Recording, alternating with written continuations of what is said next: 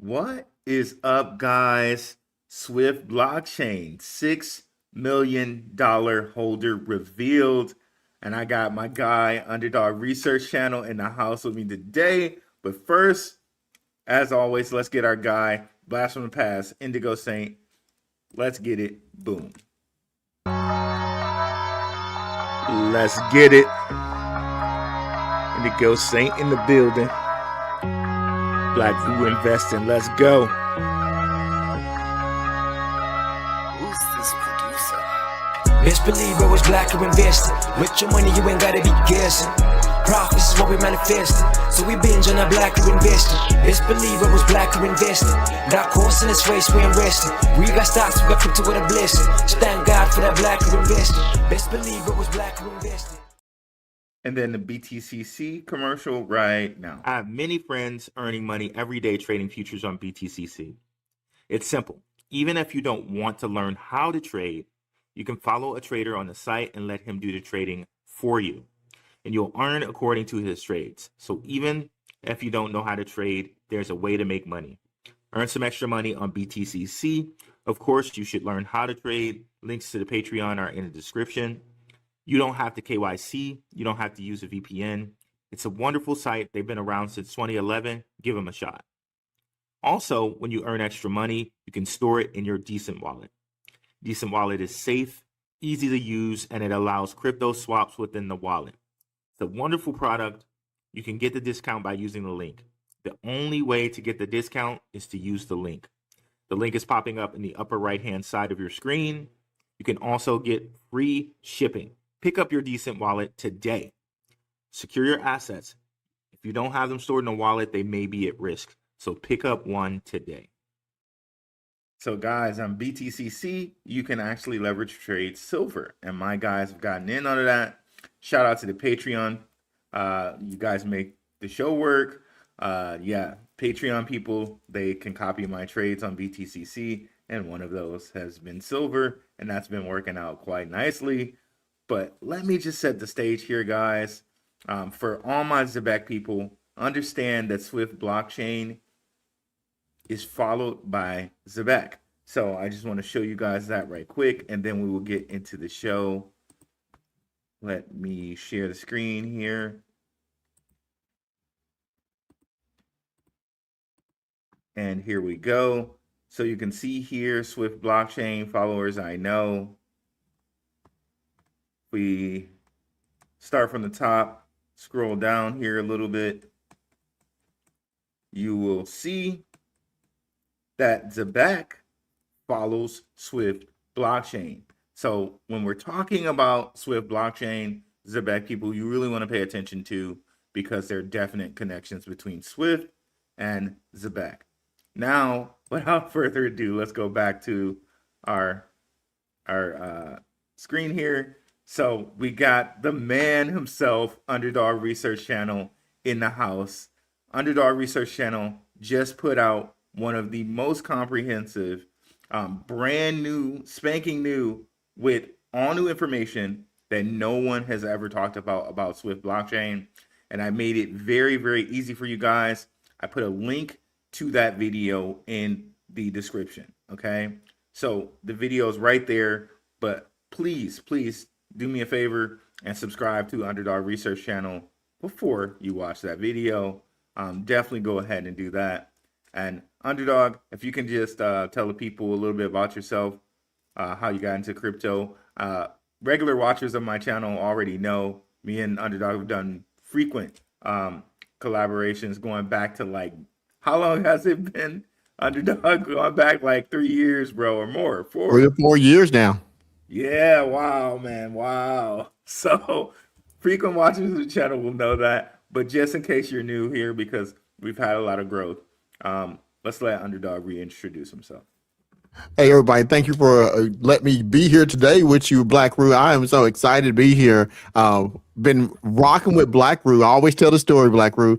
Before I even had a channel, I was sitting here in my living room, kicking it up, and I saw this person on a Benzinga channel, I think back in that day, and he was talking about stocks and crypto. And I said to myself, this is an intelligent man. I need to listen to what he is saying. And I've been hooked ever since. And he motivated me to start a channel because I was doing this for my family. A little bit back about myself. I've been in both the legal cyber investigation field for 23 years. I hold multiple degrees, multiple certifications in cyber, and also 2 years into my doctorate, a master's and bachelor's. And I've been in the field of AI since 2016. And what I do is I believe in research over facts. So I put all this together without hype, and I give you a perspective based on what I see in the market. I can't say it's going to blow up or not going to blow up. I just provide you the information and let you use the seat of your pants wisdom to make a determination. So that's what I do, and I'm honored to be with greatness. So thank you for letting me be here with you, Blackrue. No problem, brother. No problem. So we kind of set the stage here. Zebec, we know Zebec follows Swift blockchain. And if you're unfamiliar with Swift blockchain, the video that Underdog research channel, he goes and he recaps it for you guys. But we're going to talk about it a little bit here today. And I'll let Underdog have the floor and start here. And we'll take it from there, guys. All right. Blackrue, I wanted to bring up with you because you brought up something a few weeks ago. Again, you always motivate me. You brought up the fact that there was this top wallet, and me and you had a conversation offline, not online, about this, but I came to one of your shows and you discussed that $6 million wallet. And we had continue to do this. Like, I'll research something and you'll research something, and we keep circling back. And I got to tell everybody, I'm not saying this because I'm just here on Blackrue show.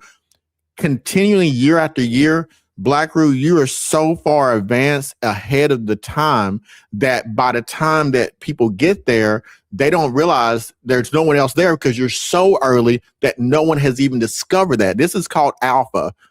And so you provided alpha. So coincidentally, my community said, hey, I would like to get more information about Swiftcoin. So I did a second series. Then you brought to the top wallet 4 months ago. I was able to dox, locate, and identify the holder of that top wallet.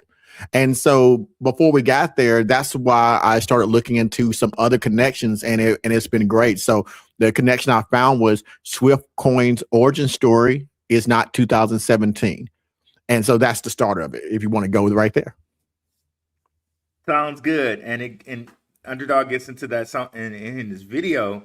And basically, Swift chain was before Ripple. That's crazy to think about, guys. To think about Bitcoin and Ripple kind of being the start of it. There are some people that say that David Schwartz is Satoshi. I kind of lean and agree with that, right? I kind of agree with that. Everything kind of points to it. He's the world's foremost cryptographer. Like, everything really points to that. And it kind of, if you look at some of the things that happened with Bitcoin, how they kind of slowed Bitcoin down, that's a true statement. They really kind of put the brakes on Bitcoin as far as what it could do. They limited it on allegedly limited it on purpose. Whereas, things like Bitcoin Cash, things like Zcash they can be used better for payment than Bitcoin and the Lightning Network, right? And Bitcoin has become more of a kind of a store of value. And you got things like Ripple, XRP. They decided to put most of their stuff into that. Well, Swift blockchain was before all of that. That's crazy to think about, guys. And it's one of the first kind of multi-chain coins to be listed on Coinbase, right? And when you think about where it is in the world, again, they have a base in America, so they are an American cryptocurrency. However, they're centralized places in China, right? And, regardless of what you think about China, they're one of the world's biggest populations. And right around there is India, another one of the world's biggest populations. We've gone over India. We've gone over their connections with China. We've gone over how they've gone over to Mizuho Bank and got connected with Mizuho Bank, which we know they have Ripple connections, right? So we've gone over how Swift blockchain has done this, right? And that's what intrigues me so much about Swift blockchain, is because they're in an area with China, India, one of the world's kind of biggest populations type of thing, where they can really be, they can really move money to a lot of people in a lot of places, right? China, India, Singapore, you name it, right? Russia even. So that's what really intrigues me about Swift blockchain. And just one thing I'd like to bring up here to show you guys. Let me bring my screen back up here. Is Swift blockchain and its lending. Okay. So again, things that move money, things that are about payment, all of that stuff has to happen first before we get anything with metaverse or anything like that. So that's my focus, right? And a lot of the cryptocurrencies that I bring to you guys have to do with payment, because if they can't pay for anything, if payment doesn't happen, nothing happens. Okay. So let's look here at Swift blockchain. One of the things that I want to show you here is, let me pull it out here, is that Swift blockchain has lending, and they can do instant lending, which is something you usually hear from something like Ripple, right? But here we have October 14th, 2025. Need funds without selling your crypto? Get instant liquidity with Swift lending. Borrow up to 200K USDT. Approved in as fast as 1 second. Use your BTC or USDT as collateral. Flexible terms, ultra low interest rates. And again, I'm not a financial advisor and I'm not a tax guy, but from what I hear, borrowing against your crypto does not create a taxable event. So this is something one could do and not have to pay taxes. Okay. But do your own research on that. This is not financial or tax advice. Okay. So Swift blockchain has that. And honestly, to be honest, they've had it, I think, even for years, because I go back and I look here. Here's a post from August 15, 2021, and they say crypto swaps, all chain swap, crypto payments, red packet, spot trade, decentralized wallet, and lending. So seems like they've had it for years. Okay. So just wanted to put that in your purview, or put that in front of you guys, and before I hand it back off to Underdog. And let's do that now. I'm going to hand it back over to Underdog here.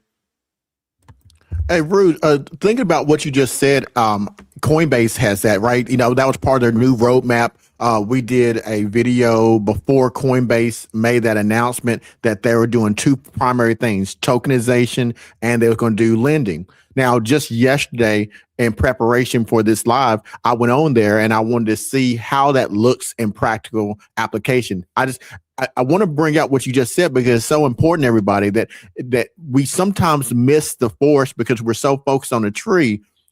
What Rue is telling you right there is, way before there was Clarity Acts and Genius Acts, we're talking about, you got to understand, years before they was a visionary, and this is going to connect, where they're giving out these loans. Now, the way it works on Coinbase, and Swift Coin was already doing it, banks are trying to get there, institutions are trying to get there, is if you have $1,000 in either Bitcoin or Ethereum, they call it TLV, total loan value. And you can borrow up to 85% of the value of your Bitcoin or 85% of the value of your Ethereum. And now you want to get a loan. Instead of you doing what you've been doing for years, that's selling your crypto at market prices, it goes to your bank and you lose your crypto. Now, what Swiftcoin, what Blackrue just pointed out, what they've been doing since like 2017 or whenever that roadmap he just showed you, 2019, now you can say, okay, I have $1,000. I can get about 85%. I will get 50% of my value. So I'll get, let's say $500. Now, the way that works and how you can lose it, how you can get liquidated is if the price of the Ethereum drops, your TLV drops. And if your price goes below the value, they liquidate automatically. So you don't ever want to get close to that 85%. So you never want to borrow more than you need because you can get liquidated. But the point of what Blackrue is saying to me is that they're just now in 2026 thinking of this. Swiftcoin thought about it in 2019. You think that's by accident? You got everybody knows it's a Chinese national who originated and somehow got all the way to the United States, and his first backer is Tim Draper, an American crypto billionaire, as the Quiet King, Blackrue, the Quiet King. It's because he orchestrated this. He had the vision to do this. And coincidentally, I think it's interesting that 2019 is the same year that Gavin Newsom, the governor of California, passed a digital rights law that affected Swift blockchain, Facebook, and that big companies had to give back dividends to the people in California if they used their data. This is not coincidental. 2019, 3 months after what Blackrue just said, a law was passed. Regulation happened.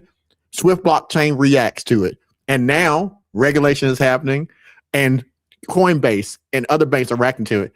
This is an indication to me, Blackrue, is that what you've been saying the whole time continues to be true. Before something's going to go big, there has to be rails laid down. And that's what you have identified. The money, you're literally following the money. And I just want to just kind of back you up on that because that's what is happening now. Thanks, brother. And two things that Underdog pointed out there, guys. One of which, if you're going to do the whole loan thing, be very, very careful so you don't get liquidated, right? Not financial advice, not tax advice, but what a lot of people I've heard do is they only take 30% of what they can. That way it's very highly unlikely that they can get liquidated. But if you go and take something like Underdog was saying, you take 85% and the price of Ethereum drops, you get liquidated. And that's what happened to a lot of people on October 10th. A lot of people were at that 85% point, and a lot of people got liquidated, right? So if you want to, again, now Donald Trump has said that he's going to get rid of capital gains taxes on crypto. He said that again recently here. So maybe this is not an avenue you want to do yet to go actually loan your crypto, do crypto lending.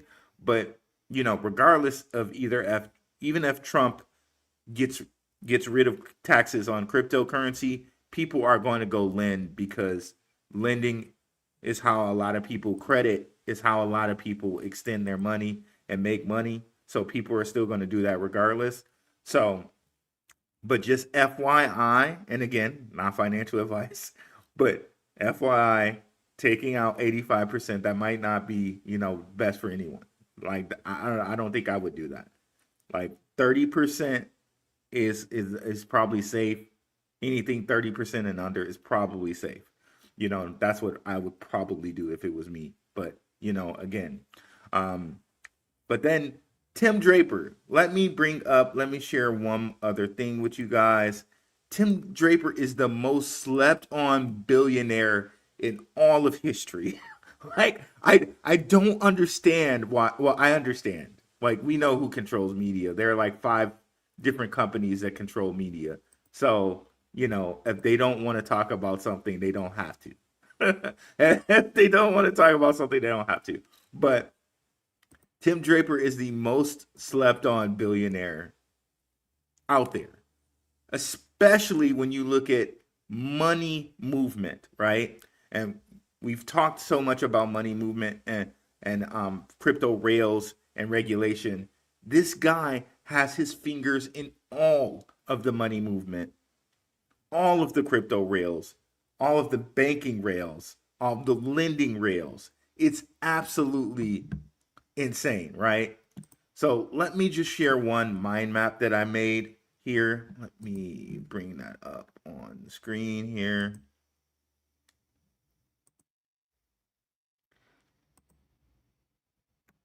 Let me find the best view. Here it is.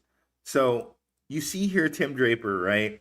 And I have a few of his known venture capital companies. He probably has way more than these, but these are the major ones that people know about. So Draper Dragons, Draper Associates, then the Draper School, Draper Goren Home, and Molten. Through Molten, he's invested in Revolut, one of the biggest kind of WeChat-like companies in England, in the UK, right? A lot of people pattern their stuff off of Revolut. Even Simon Babakani of Zebec has said, we want our super app to kind of resemble what Revolut does. That's not a coincidence. Also, remember, we've said there are Tim Draper connections to Zebec as well, right? So Onera with Draper Goren Home, Onera has connections to HBAR, other things like that. Onera.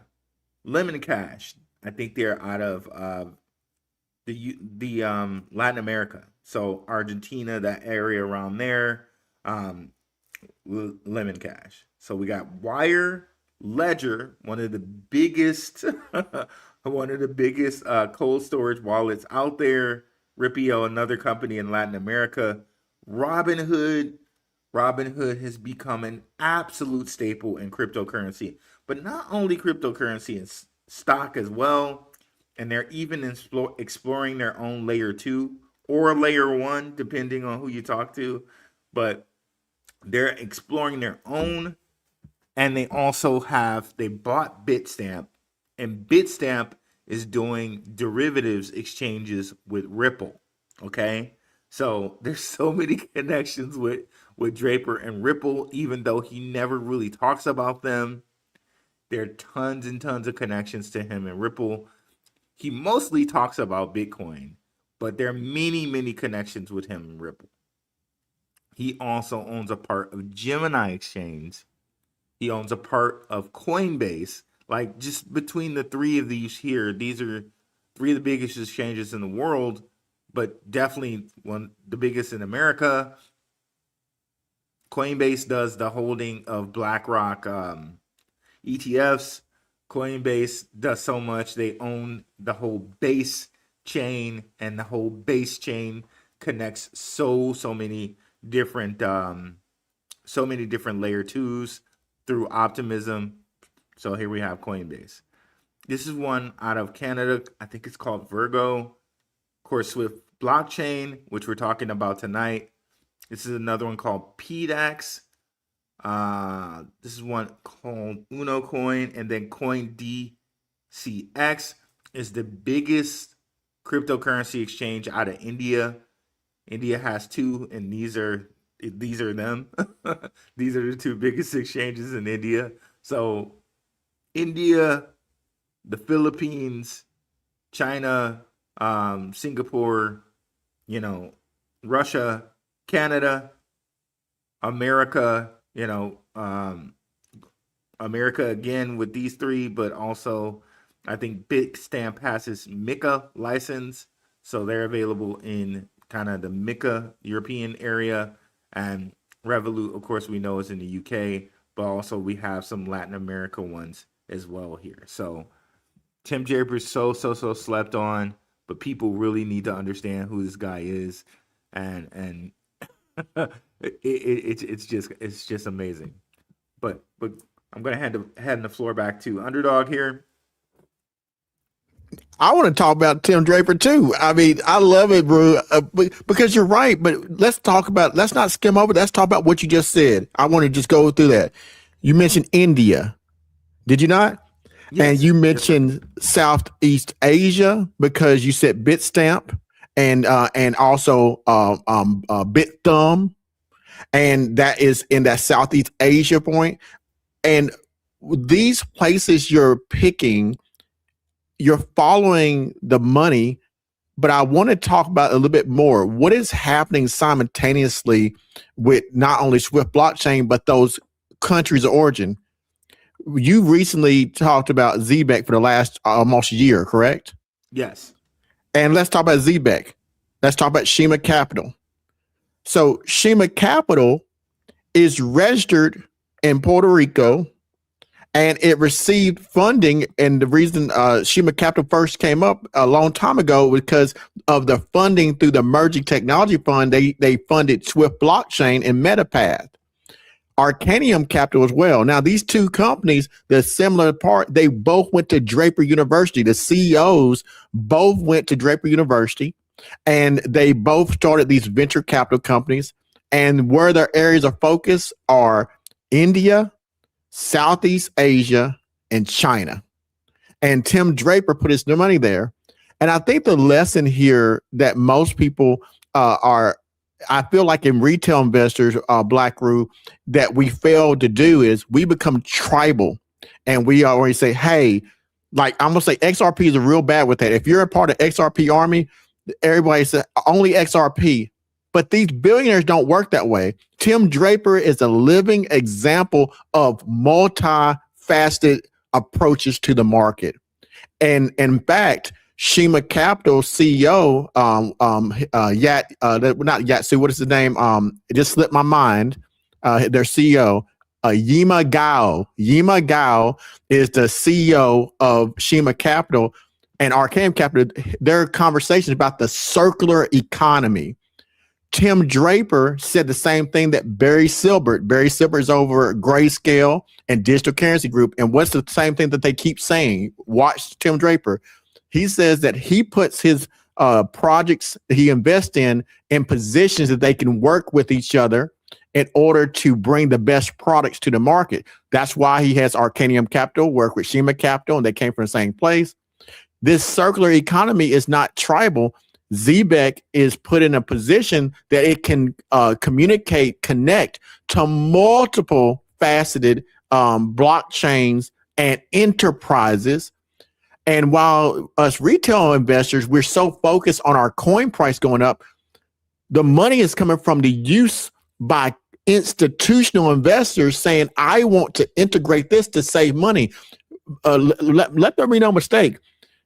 As long as the institutional investors find use, value, and can save money, that is what's going to put more money into that project. And the more total lock value that Zebec gets from its use, the rails are still connecting to Swift. They're still connecting to Zebec. They're connecting to other projects. And we just, and so that money is coming from Asia, South China, India. And it's just so powerful when you see it and you put that mind map out there. So I just want to hit that you just said, Rue. It's so accurate.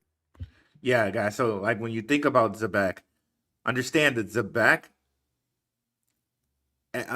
Ripple, XRP, and Circle share investors.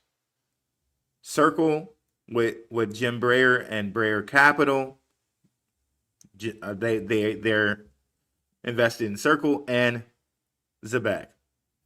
Ripple with Lightspeed Ventures, they're invested in Ripple and they're invested in Zebec.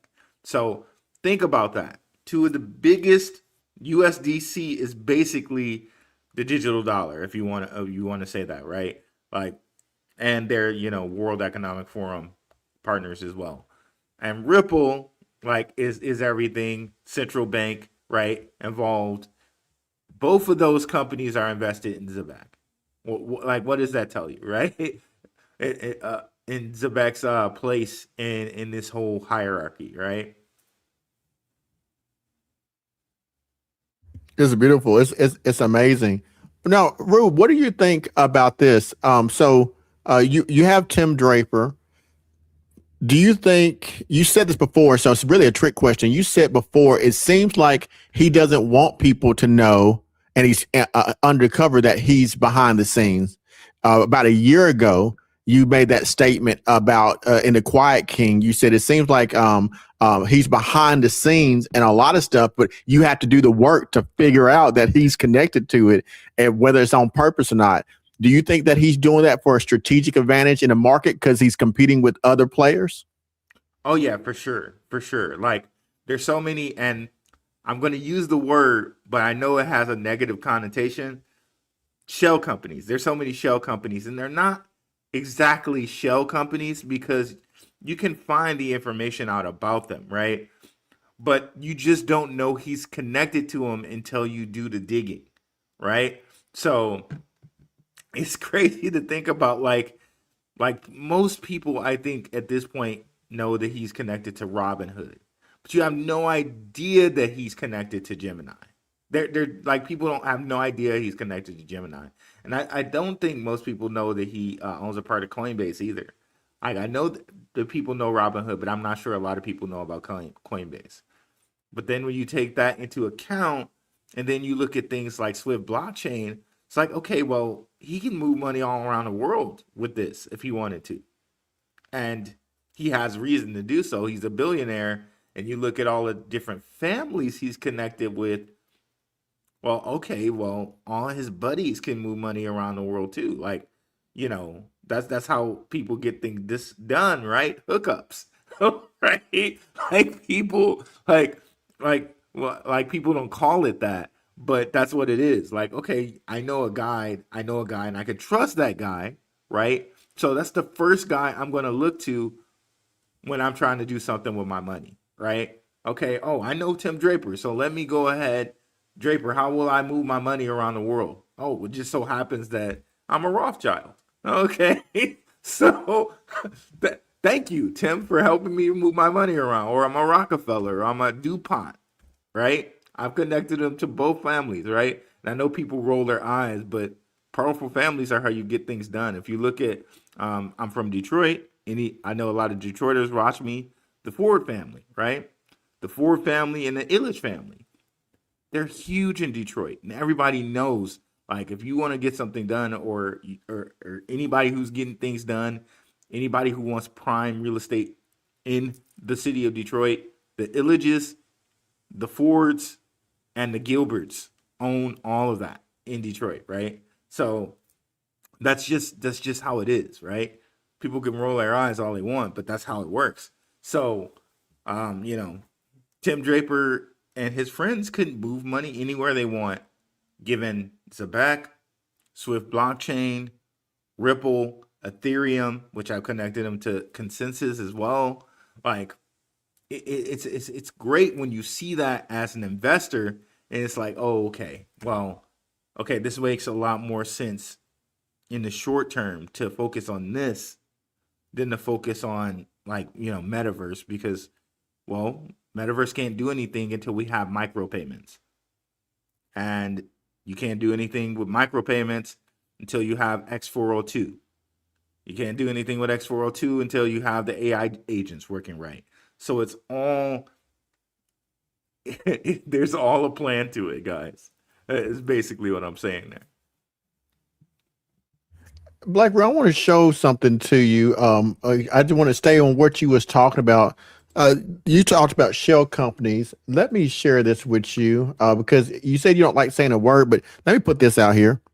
This is a look at Swift blockchain's filing when they before they released their blockchain in the United States. Now I want you to notice it has someone's comment up, so it's blocking the bottom. I don't know if you can remove that. Okay, right there at the bottom, it shows. There you go. It shows GooCoin Incorporated. And I just want to bring this up. 10/3/2016, active Boland GooCoin Incorporated. Now let's talk about this. But the next above it, look at that, folks. 6/16/2017, only a few months later, GooCoin John Shin. Now look at how they filed. John Shin, who is on the white paper, filed an LLC in 2017, only a few months after Rambo Land, here Boland filed for a corporation with stock with the same company name, and it's in 2016. Now, you want to bring it down from minimum. I'm going to ask the question that we all need to ask when you say shell company.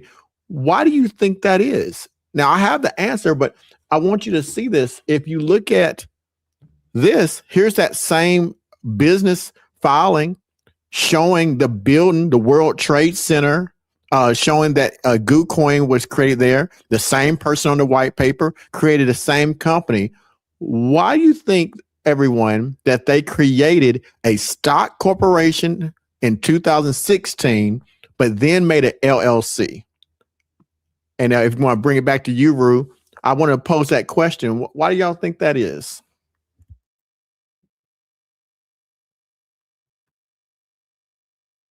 That's interesting. I'll leave some time for people to comment here.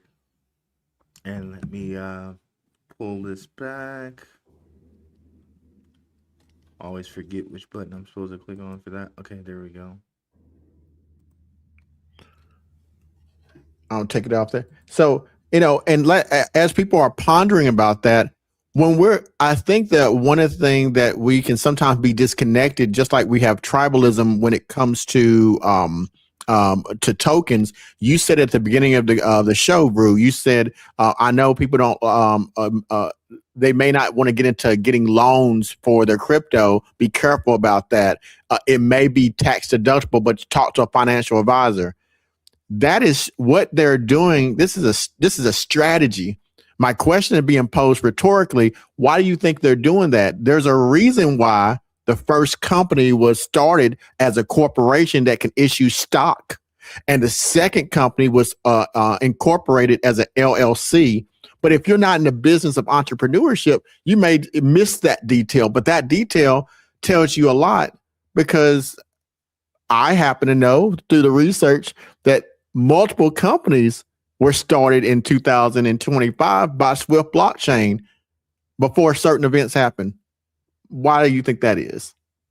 That's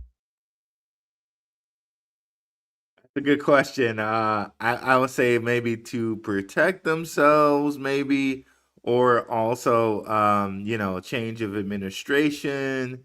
Could be a couple of different reasons there. So is it a coincidence that on the white paper with John Shin, the very first line from the white paper, page 18 and 19, for those who look at the white paper, John Shin, notice his name changed because it's a Chinese name, Shin Zhang.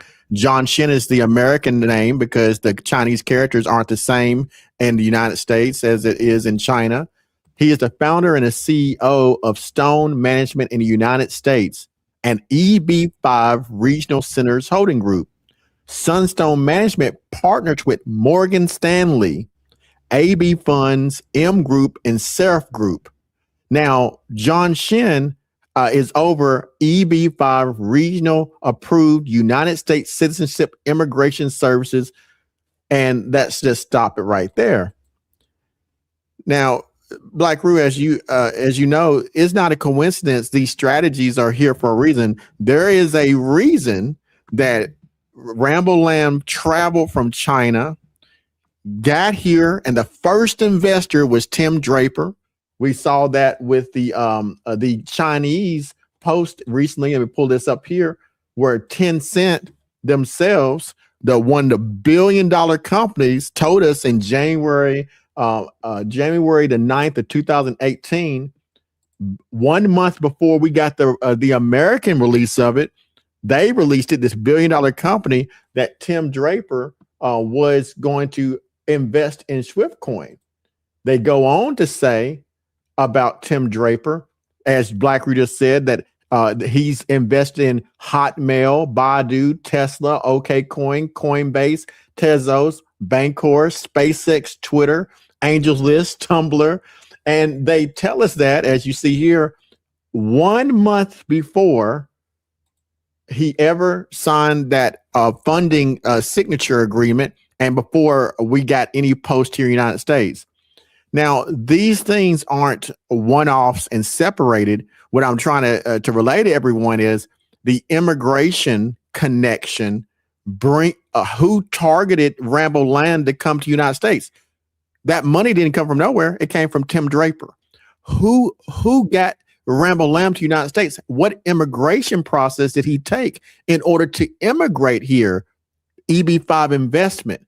What is EB5 investment? Foreign investment, where a company such as Swift Blockchain had to state that they have a special talent.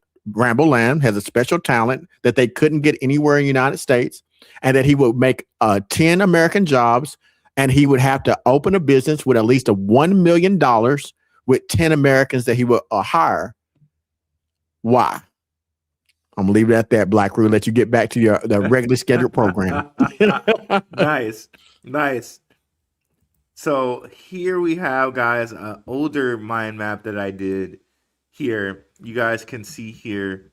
So we got Tim Draper here on the left with Swift Blockchain and his investment with Draper Dragon.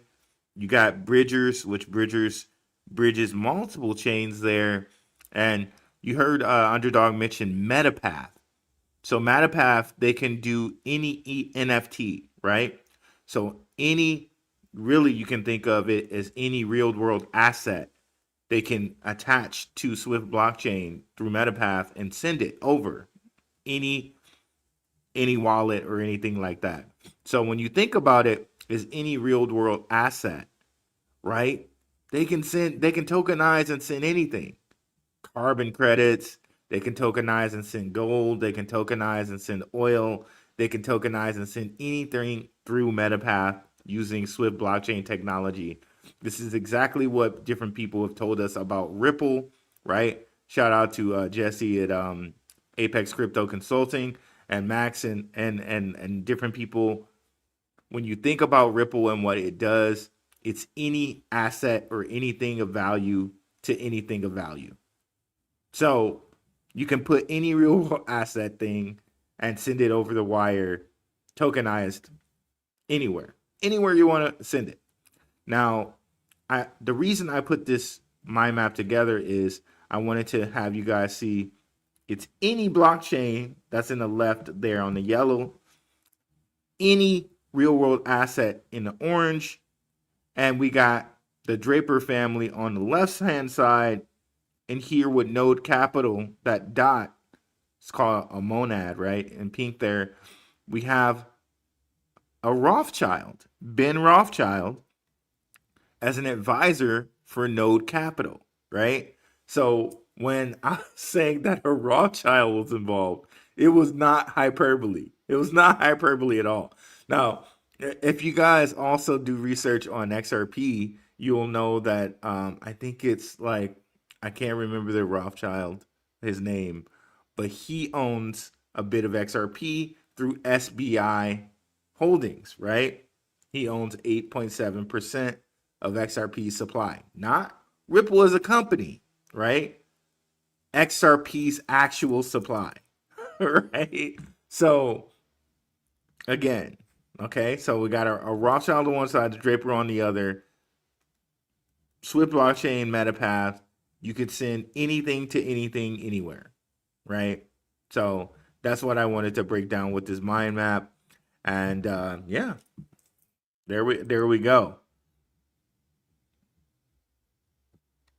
That's awesome. Now, Blackrue, you said real world assets. You know I'm going to put a plug in for Plume. Come on now, Blackrue. I got to put in a plug in for Plume, and right? You said RWA.xyz, which is the website created by Shima Capital that tracks globally all RWAs. In fact, not to make a shameless plug, but I'm going to make a shameless plug. I just started a series called the Plume Report, and I do 2 reports that people have to see. One is going to the market of RWA.xyz and do a market analysis, no different than a technical analysis, but the capital, we're following the capital in RWAs. There you go. And you can put at the top, if you search Plume or Polygon, you'll see these are continue to see a connection in the real world asset space. Look at that. These are millions of dollars of real companies, real capital globally. Put in Polygon, that's a big player. And a lot of people don't realize it. So I do a market analysis for that. And the point I'm trying to make is this is yet another new narrative and cycle that we're moving into. Wow. And and you keep showing the connections to Zebec, even in the real world assets, you're showing the connections and payments, but these are not separated. These are all a part of that network. And I just think that's a really huge thing. We got to be in this market and understand when we're looking at that. Like, for example, you got Franklin, BlackRock. If you watch the money in the capital, it tells you who's divesting, who's investing, who's holding in stable coins. This report that I'm providing is one of those things that you can really learn a lot of alpha before it comes to fruition. So I just want to kind of put that shameless plug out there, Blackrue. No worries. No worries. Wow. A lot of alpha, a lot of information here. Definitely, guys, if you haven't already, I'm going to put it up here. Go over to Underdog Research channel and like and subscribe, guys. Like I said here, I have the link to his video here, Swift Coin AI series. Forget everything you thought was true about Swift. And like he just mentioned there, he's been doing a series on Plume, okay? The Plume report. So definitely go over there and check Underdog Research channel out, guys, and like and subscribe. And we had a super chat here. I want to get to that. Thank you, Daniel Minshaw, his faithful $10 super chat. I diversified in XRP, XLM, XDC, HBAR, Flare, ZBCN, Quant, and XCN. I hope to see something happen this year. Thank you for that, Daniel, and a very excellent list there. I do say so myself. Thank you so much for the super chat, first one of the day. And let's continue here. So I brought up here Shima Capital, guys, and Shima Capital is invested in some things that you've heard today. Zebec, RWA.XYZ. They're also invested in Metapath, and we know, and we've told you guys before, Metapath is kind of like Swift blockchain sister company, if you will. Metapath does the RWAs, where Swift blockchain does the tokens and the coins. So Metapath, in a lot of ways, you could think of it as being kind of maybe even like maybe bigger in that they can do their RWAs, but everybody thinks of RWAs as just like little, Bored Ape pictures, and you really should be thinking like tokenized oil, tokenized gold, tokenized silver. If you guys have been paying attention to the market now, you've seen that things like silver have gone bananas, right? Okay, so it's finally cooling off right here. It was up all the way to $91, $92. Took a little breather right now here on the 1 hour chart. But silver was up today to about $93, okay? And I thoroughly expect it to continue, right? Because there's a crisis going on. If you guys haven't heard, right now, Iran, I think, their currency has failed, okay? Venezuela's currency failed like 2 years ago. Iran's has failed now, right? Again, the US dollar is no longer the petrodollar because you can buy oil in any currency you want now. But I'm saying this to say, look, with Metapath, you could tokenize silver, you could tokenize gold, and things like that. Pay attention to what's happening here. Things like XRP, things like this are going to be very, very valuable coming up here soon. And yeah, we got to pay attention a little bit to this in these happenings. Going to pass it back over to Underdog here. Speaking of that, I want to bring up this Blackrue again. I think this is a great conversation because what's the fundamental thing that we're talking about tonight? We talked about Shima Capital as an anchor. Again, I want y'all to notice how we're researching. Blackrue hasn't said one thing about price action. You won't hear too much me ever talk about price action. The way he researches, he picks out connections that matter, the things that matter. Otherwise, it's noise. There's signal and there's noise. And these big hedge fund managers, they pay company and hedge fund managers billions of dollars to get alpha, to get signal. They need to cut out the noise. And Blackrue, you do a great job of cutting out the noise. You know, and so Shima Capital, and I'm just using that because it's an easy connection. Shima Capital Fund and Zebec and Shima Capital Fund and Metapath, these happen at two different timelines. 2022, the ingestion of capital into Metapath came from somewhere. I brought this up to Blackrue offline. Let me bring this up to everyone here. That is something that I gave a hint to. I want you guys to see this part. So Switzerland in 2021 created a fund called the Lauritz Fund. The Lauritz Fund is what ingested into the Emerging Technology Fund 1. The Emerging Technology Fund 1 is what invested in 2022 into an emerging company called Swift Blockchain. The company is registered, Shima Capital, in Bermuda with a branch also in New York. Look at what they're doing here. Think about that you just saw. Switzerland money, everyone knows about Swiss Bank's account. Bermuda money, Puerto Rico money. Look at the tax shelters. Look at the protections for that capital, the money rails. It's protected in Switzerland because it's approved through a particular company called Alpha Innovations, which is a part of my Swift Coin mini series. So if y'all hadn't seen that, I go through that part. Bermuda is one of the largest. When you get off here right now, Google, after you get off this, Google Bermuda and insurance money. Insurance and what they're doing with real world assets and crypto in Bermuda, that 21-mile island. That's why I'm about to do a Bermuda series. Look at all the money that's flowing through and why in cryptocurrencies, and why in the United States do we have a province called Puerto Rico, and how does that tax shelter help? It's not by coincidence. These Zebec, Shima Capital this money is coming from outside the United States and inside the United States. And the beautiful thing about it is we have this right now. A lot of people who have the American first mindset.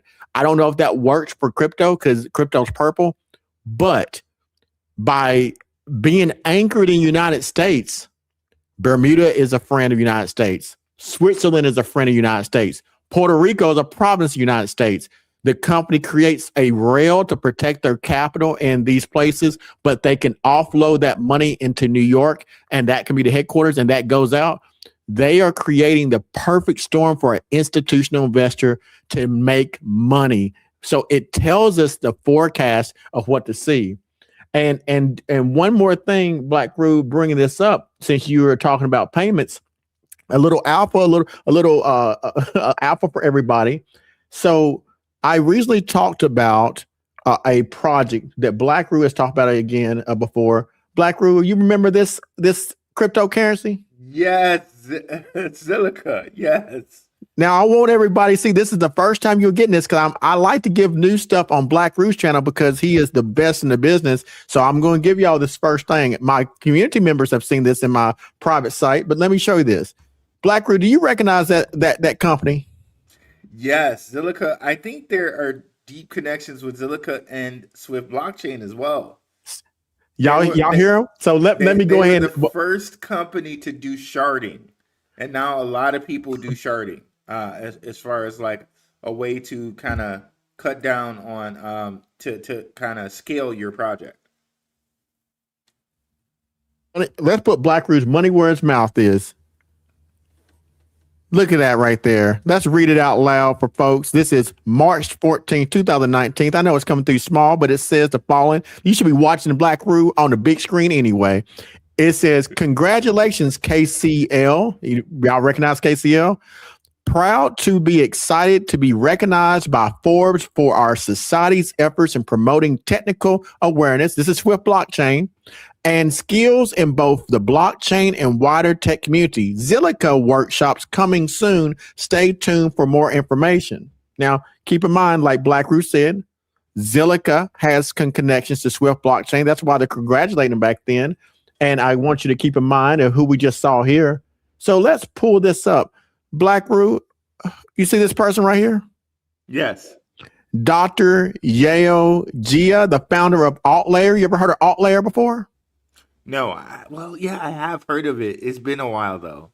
Yes, sir. Alt Layer does things such as zero knowledge technologies. They do restaking. They do also optimisms. So let's see where he comes from. The Alt Layer CEO is Zilliqa's former CEO. He is the creator of both Zilliqa and Alt Layer. Now, Alt Layer is connected as well because you see Dorothy, the business developer, she comes from Hasskey. Hasskey is also one of the people who put behind Mocha and backed up some of those big name brands that you see on both Plume and Interconnected. And that little person named Jimmy, they also are interesting who they're connected with. DeepSeek. Did you ever do a video on DeepSeek? Blackrue? I did. Yes. Yes, you did. So you tell me, what is an AI company, a Zilliqa with sharding, who's connected to Swift blockchain, Hasskey, and another engineer from Zilliqa formerly, all connected? Well, let's go to what Blackrue was talking about, settlements. This is from Alt Layer's infrastructure, what they have done, what they're doing with the zero knowledge technologies. They have settlement layer. You got BNB chain, Polygon, Arbitrum, Optimism, Ethereum. You ever talk about those, Blackrue? Oh yeah, for sure. And the interoperability, Hyperlane, and XLR. Were you just talking about that the other day, Blackrue? Yes, indeed. Yes, sir. Huh. It just must be a coincidence. Wait a minute, Blackrue. Remember EigenLayer? Oh yeah, yep. ZK Sync, Polygon, Optimism. Did you realize that Optimism, Arbitrum are two, and Polygon are three of the 7 cryptocurrencies in the BlackRock build product? What? Wow. So there's a relationship. There's a relationship between EigenLayer and Alt Layer because they do settlements and they're connected through the fundamental connections with Swift blockchain, and they're connected to the same company that you've been talking about too. You will find them connected to Zebec as well. If you look just one level of distance from Zebec, you will find them connected. What I'm trying to say is this is not a coincidence. Alt Layer reapproaches Ethereum and how you can use it. EigenLayer does too. So as people are trying to use Ethereum and they want that security of Ethereum, EigenLayer, which has a huge total lock value, allows any cryptocurrency who wants the security of Ethereum to use their product, and they can then say, our blockchain is secured with the same technology as Ethereum itself, which Vitalik Buterin invested in ZK Sync and EigenLayer. And don't forget A16Z, as well as the other big names from the Billionaire Blueprint, all millionaires who invest in that same technology. It's all connected. And this EigenLayer, guys, I think Underdog was one of the first people to kind of bring it out. This gives them an important yield component for Ethereum, right? So think about this, and I did a show on this. Like I said, Flare, Zebec, and Metallic is the new bond layer. So for all of these kind of new currencies, if you will, they need a yield layer, because without the yield, it doesn't really work, right? So EigenLayer being a yield layer for Ethereum, they can do so much more with Ethereum, and Ethereum can be a type of currency sort of like XRP is, right? So when we look at these things, right, and I showed you guys with the Metallicus and the things that Metallicus custodies, they're going to be kind of multiple world reserve currencies, if you will, right? Ethereum probably being one of them, XRP being another, Bitcoin being another. But they have to get yield out of these world reserve currencies, or otherwise the system doesn't work. It's just like their bond layer, if you will. So Eigen layer being this bonding layer for Ethereum is very, very huge in making it a world reserve currency. That's huge, Blackrue. It's huge. I love it. Oh, I would like to, if you don't mind, can I spill the little beans about the wallet? Yes, indeed. So got me rubbing my hands like Birdman up in here, guys. Ladies and gentlemen, I do want to preface this with a statement. You will only hear this first on Blackrue Investing channel when this is released, because he asked, and I'm going to provide him that. He's going to give you this alpha. No one else has disclosed this. A few weeks ago, talked to Blackrue. It's now been about 4 months, around October the 21st. Let me show you what happened. Let me pull this open. I'm going to show y'all only a hint. So I'm going to pull this up. Give me a second. Folks, before we get started, here's the first hint.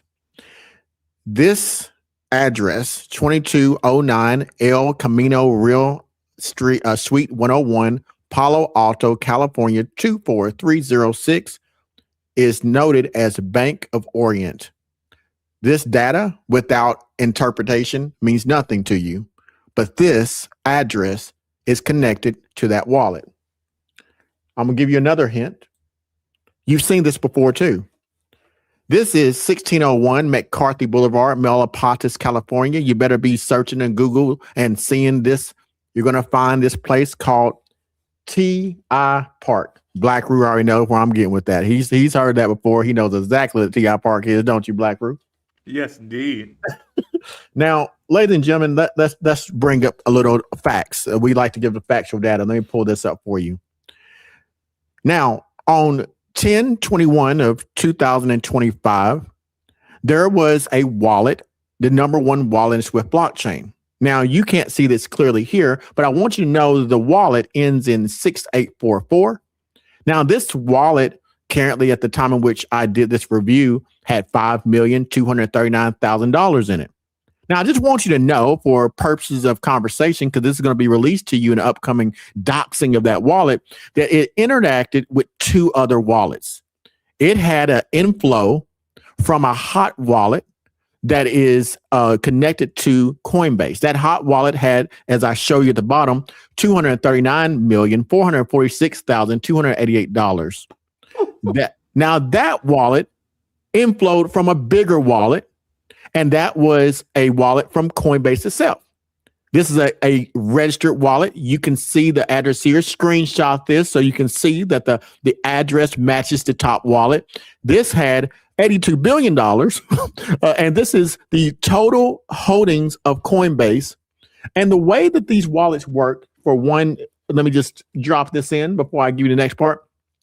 The way these wallets work, folks, if as a cyber investigator of blockchain technology, crypto is not private. It's on a public ledger. So people do things such as use mixers and other things to obfuscate where money came from. Without giving you a whole lesson in it, basically what people do, and when they're trying to obfuscate money, is they'll send money from one wallet, combine into a wallet that seems several things. They call that a fan out. And then that gets mixed in and it disperses out again. And they go to another wallet and they mix together to try to keep an investigator like myself from tracing back through the wallets to discover the original source. Now, although this is a tactic that can be very successful, it still has its flaws.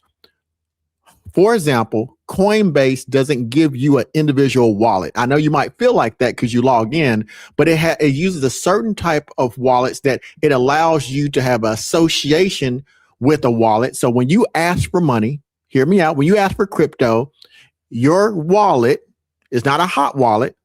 It contacts Coinbase, and instead of Coinbase having a whole bunch of fees, it distributes out in their ledger to multiple wallets at the same time, millions of transactions, millions of dollars, and then whatever you ask for, if you have it, it'll come into your possession. Now, I'm not going to go into the full list, but this is important to know that. Now, the reason that's important Hold on to know. 1 second, guys. Yeah. This is prime information right here, guys. If you haven't liked and subscribed to Underdog's channel and my channel right now, I don't know what else you want. like seriously, this is great information. Thank you, brother. Please continue. You're welcome. You're welcome. So this process is the norm. So just to relate it, a ledger or even like the DCENT wallet, Blackrue talks about that. Those wallets have an address associated with it. If you send money from Coinbase, it'll show a start point. And then if you send it directly to the wallet, it'll show an end point. If I get a hold of that endpoint, I can trace back the wallet. That's a direct to direct, hot to code wallet.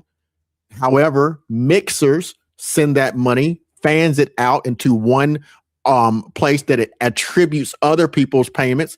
It mixes out and then it sends a different dollar amount to another account. And this is the cycle. This is how financial crimes are fought and located. You're not anonymous, you're pseudo-anonymous. So the way that I can attribute an account to a wallet is multiple things. Let's say, for example, someone created a wallet 10 years ago and they used it one time. Give me some Bitcoin. If it's on the World Wide Web at least one time, and you associate it with a social media account, and you associate it with anything that's connected to an email address or anything whatsoever, a website, Twitter, TikTok, then you have just doxed yourself. So even though people create new wallets, the very computer you uses leaves metadata that associates you with that wallet. So you're not anonymous, you're pseudo-anonymous. Are we tracking? So this is what you need to know for this top wallet that Blackrue asked. I'm going to show you this graph. $1.83 million of actual purchases occurred in this wallet between the dates of 10/21 of 2025 and ending around about 11/24 of 2025. A total of about 16 transactions. You can go look for yourself. That's easy to find on Etherscan. But what people didn't do is they didn't look at when it started. They looked at the big bulk of the money between 11/24 to 11/25, where the most of purchases were made. This graph I'm showing you is a graphical interpretation of how much was purchased on those dates. For example, look at the top of this 1.83 million. On 11/26/2025, of that 1.83 million, 7% was bought on that date. On 11/27 of 2025, of that 1.83 million, another 7% was bought. Now look at the amounts they're buying. 7%, 7%, 7%, 11%, 8%, 4%, 8%, 9%, 9%, 9%, 4%, 9%, 9%, respectively. This is not a coincidence. One thing, because I'm a numbers person. On 2025, 11/29, and 2 + 9 is 11. They bought 11%. I just had to point that out. All of those 11s. But go ahead. No, Blackrue, you are the best at seeing patterns. This is about patterns. So, folks, I just want to make sure you understand. I didn't look to find this.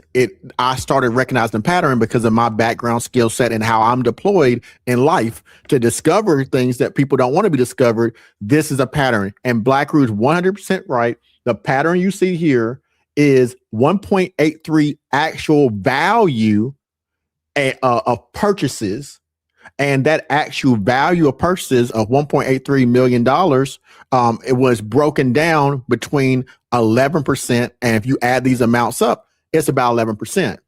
Now, the reason that happened was not by mistake. It was deliberate to acquire it in a way that you wouldn't notice it. So that's why the recognition of it came later on, when someone who was looking at the wallet simply went to Etherscan and they saw this one wallet with this big 1.83 million. Now, what's the point, Underdog? What are you trying to get to? This is what I'm trying to get to. If you look at this data deeper, it tells you another story. Coinbase purchases were 1.83 million between November the 22nd to 29th of 2025. But the first purchase was on October the 21st of 2025. That date means nothing to you if you don't know what that date's associated with. So the reality is the wallet itself went active on October the 21st of 2025. I'm saying that date here on Blackrue's channel so that no one can say it didn't happen for a reason. Now, Blackrue was talking about some things, guys. And I'm going to tell him, but he's going to get the answer way before y'all do. October 21st of 2025 is the first test pilot of this $1.83 million. Now, Blackrue, can I share one thing with the people? Please. Now, what did I say at the beginning? I wish I had it readily available. The total amount purchased in those 16 transactions between October 21st of 2025 to 11/27 of 2025, you're a numbers guy, is 1.83 million. Is that correct? That's correct. If you don't mind, Blackrue, can we go back to the billionaire blueprint, please? On if you don't mind, can we go back to a video that was done in 2024? Please, and I also like to point out that 8 + 3 is 11 too. But let's keep going. Well, I'm telling you, folks, you don't understand how accurate Blackrue is. Now, here's the thing about it. I'm gonna go back to my video, but in fact, if we go to your video, Blackrue, you and Shook Focus Digital and you and Maximus had a conversation 6 months ago. And Shook Focus Digital did a conversation, and he took a piece of a video idea from a $1 billion blueprint, and we're gonna do a magic trick. You actually told everybody that who's the wallet holder. Did you know that, Blackrue? What? Yeah. You know, it's research. So I'm going to take my moment now, Blackrue. Can we do this simultaneously? I'm going to go back in time to my video. And if you don't mind, if we got a couple minutes, could you please go back in time on your videos to a conversation that you had with Shook Focus Digital and Maximus? You had two. One was 6 months ago. Y'all talked about Japan. Y'all talked about Swift blockchain. And it might be on Shook Focus because one of those collaborations. And I'm going to look, and whoever gets to it first, you said it in 2025, and we said it first in 2024. Can we go back there? Let's do it, bro. Let's do it. And so again, y'all won't get the full disclosure, but we're going to give you some really good hints. So I'm going to go to mine. It's going to take me a minute because I apologize. I didn't have it queued up ready, but it's okay. If you go to so Black, while we're doing that, I will go ahead and put on the channel here that mind map again with thank you, sir. The Rothschild and Draper here.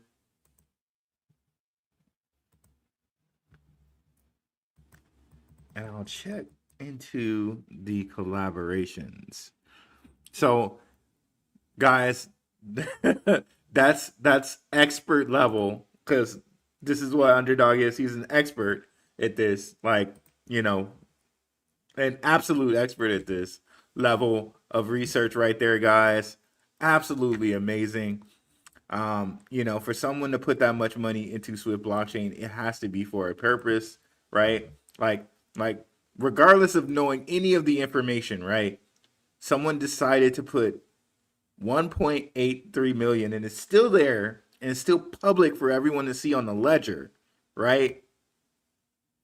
That has to be for some purpose, and we're going to get into it right now, right?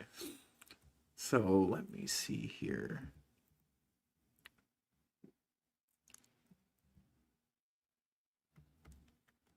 I'm going to pull it up here.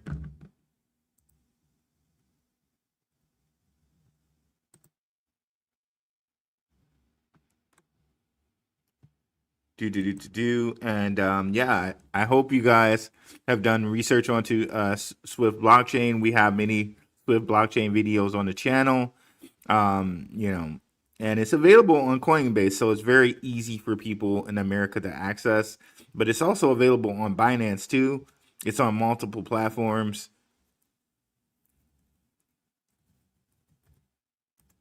Gonna bring it up here. Let's see.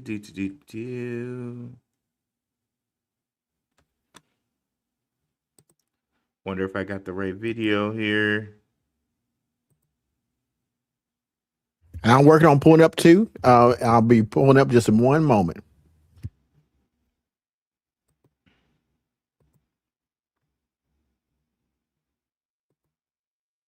No problem.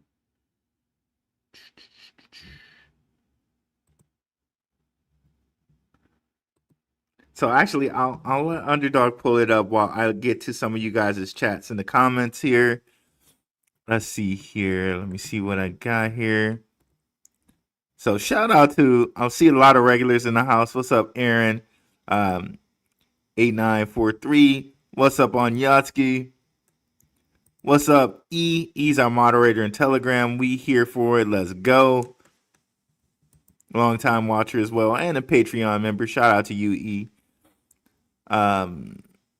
What's up, EDP? Independent thinker. There we go. I like how you spelled that. XDC millionaire. Glad I got to Swift Coin when I did. What's up, Yazid Yair Bay? We got a Bay in the house. Peace, brother. Appreciate you, frequent watcher as well. What's up, Aboriginal Turtle Island? What's up, Aboriginal Turtle Island? We here. What's up, David? Ball Brigade in the building. Let's go. Let's go in the building. Crypto Crossroads Show. Shout out to our brother Crypto Crossroads Show. We'll definitely highlight his channel later on as well. Another great researcher in the house. What's up, Crypto Crossroads Show? Definitely go like and subscribe to Crypto Crossroads Show's channel as well, guys. What's up, David? What's up, Clan Physic?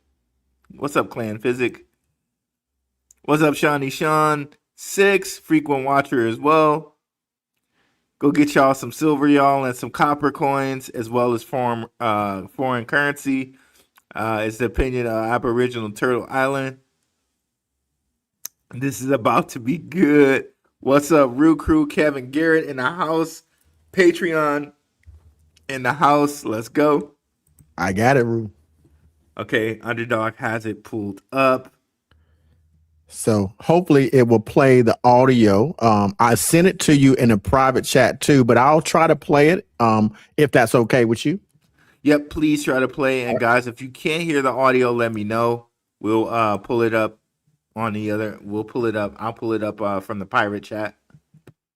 And let's put it on Underdog here. Go ahead. All right. So I have a share screen, Rue, at the bottom. And let me see if it'll let me do it on my end. Can you share that screen that I have on that? I put request to share it. Yeah, I'm trying to add it to the stage here. What does it say? If not, I did send it in a private chat to you. Okay, I gotta remove this one. Okay, let me see. I think I need to remove. Stop screen. Add to stage. There we go. All right. So, ladies and gentlemen, this is going to be a hint. On March the 4th of 2024, the very first Swift blockchain video, there was an establishment of Swift Japan company. Let's play just a quick 30-second clip of this, if that's okay with you. Let's see what we said. Team has been planning for and preparing for the creation of a Japanese Swift coin for a long time. Among many measures, we have implemented Japanese as one of the languages options on Swift's official website. Now, did you know, though, Swift went a step further? Swift team presented Mizuho Bank, Mizuho Financial Group, with their business model and a roadmap sparking notable interest in Swift blockchain technology. And do you know why that's important? I'll tell you why. Because Mizuho Bank. My wife said, if you win, we'll fly to Asia. If I win, we'll fly to Paris. I bet you won't.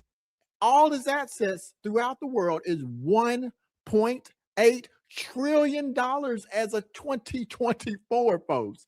Mizuho Bank Ltd is a pivotal division of the Mizuho Financial Group, a leading financial services conglomerate in Japan, boasting assets of approximately 1.8 trillion as of 2024. Right. That all right, Rue. Let's stop it right there for a second. Let's just take a little screenshot. Let's just kind of just look at that for a moment. And then let me take this off if you can. Let's bring this down. So 1.8 trillion. Let me just for kicks and giggles. Let's just see this here. So 1.8 trillion Mizuho did, and I just want to. 1.83 million was purchased 2025. 1.83 trillion was from Mizuho Bank in 2024. Do you know what percentage 1.83 million is from 1.83 trillion? 11. Huh. You know, Rue, it's interesting to me that in March 4th of 2024, we brought up a Japan Swift blockchain was established, and just like Tim Draper, we learned in China a month before he made an investment in February the 1st, it was announced, and he established the American Swift blockchain. And Swift blockchain was established in 2024 before the money gets here. And they first talked to Mizuho Bank, and they had $1.83 trillion, and they made an investment. You know, they made an investment in this Swift blockchain at that time frame. And on this date, around the same time, we have this 1.83 million, which is a very small fragment from a trillion standpoint. But from an investment standpoint, didn't Tim Draper put about $1 million when they started and established something new? Yes, indeed.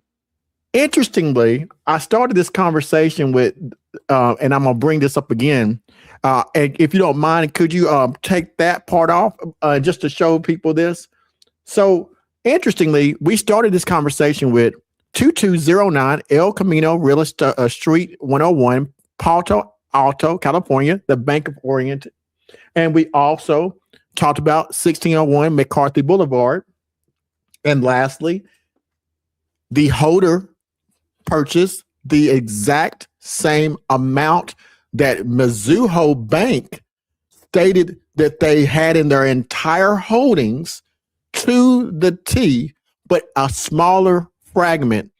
And the reason for that announcement on March 4th of 2024, because we was covering the creation of Swift Blockchain Japan. Well, that's the only hits you get for right now, Blackrue. I love it. I love it. That's it. That's all we got today.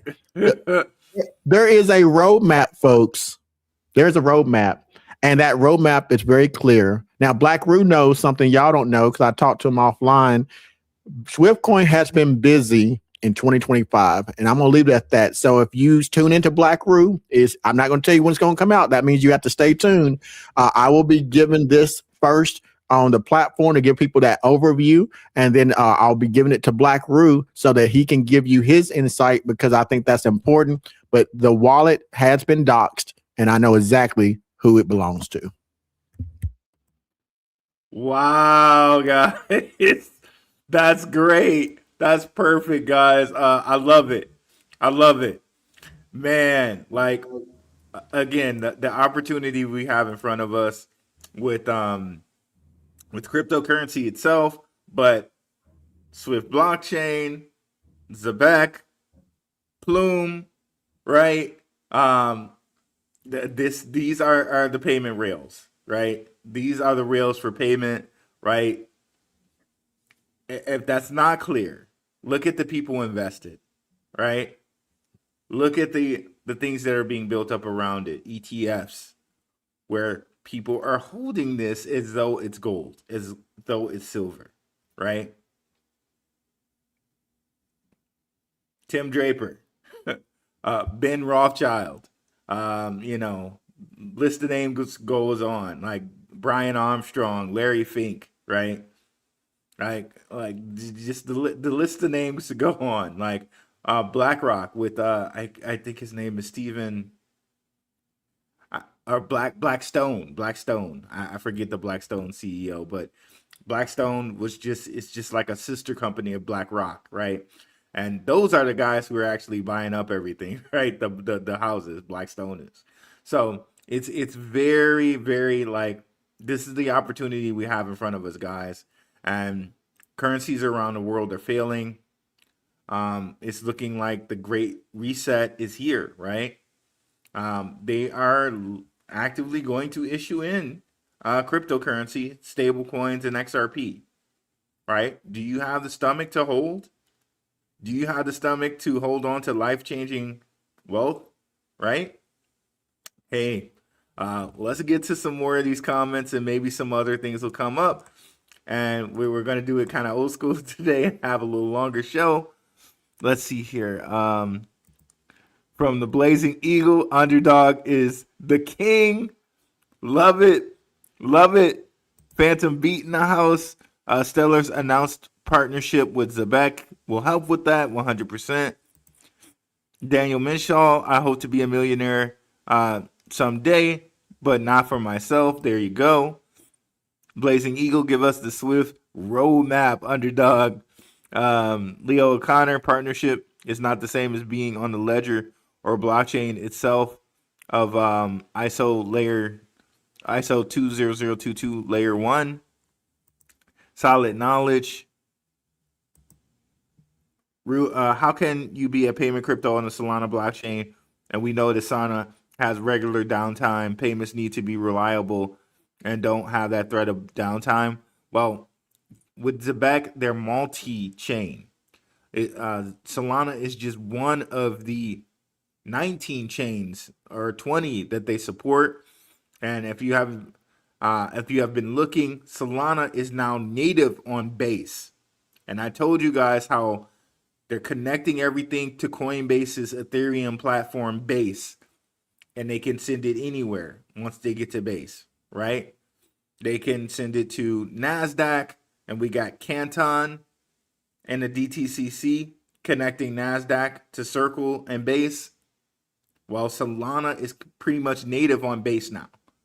So, again, I understand where you're coming from with Solana, but you have to get the big picture and knowing that Solana and Base and Ethereum are now pretty much one, right? And Zebec can go on all those different chains and can connect to multiple different stablecoins.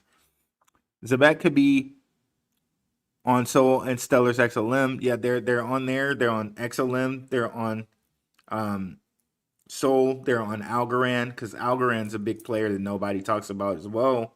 Yeah, so let's continue.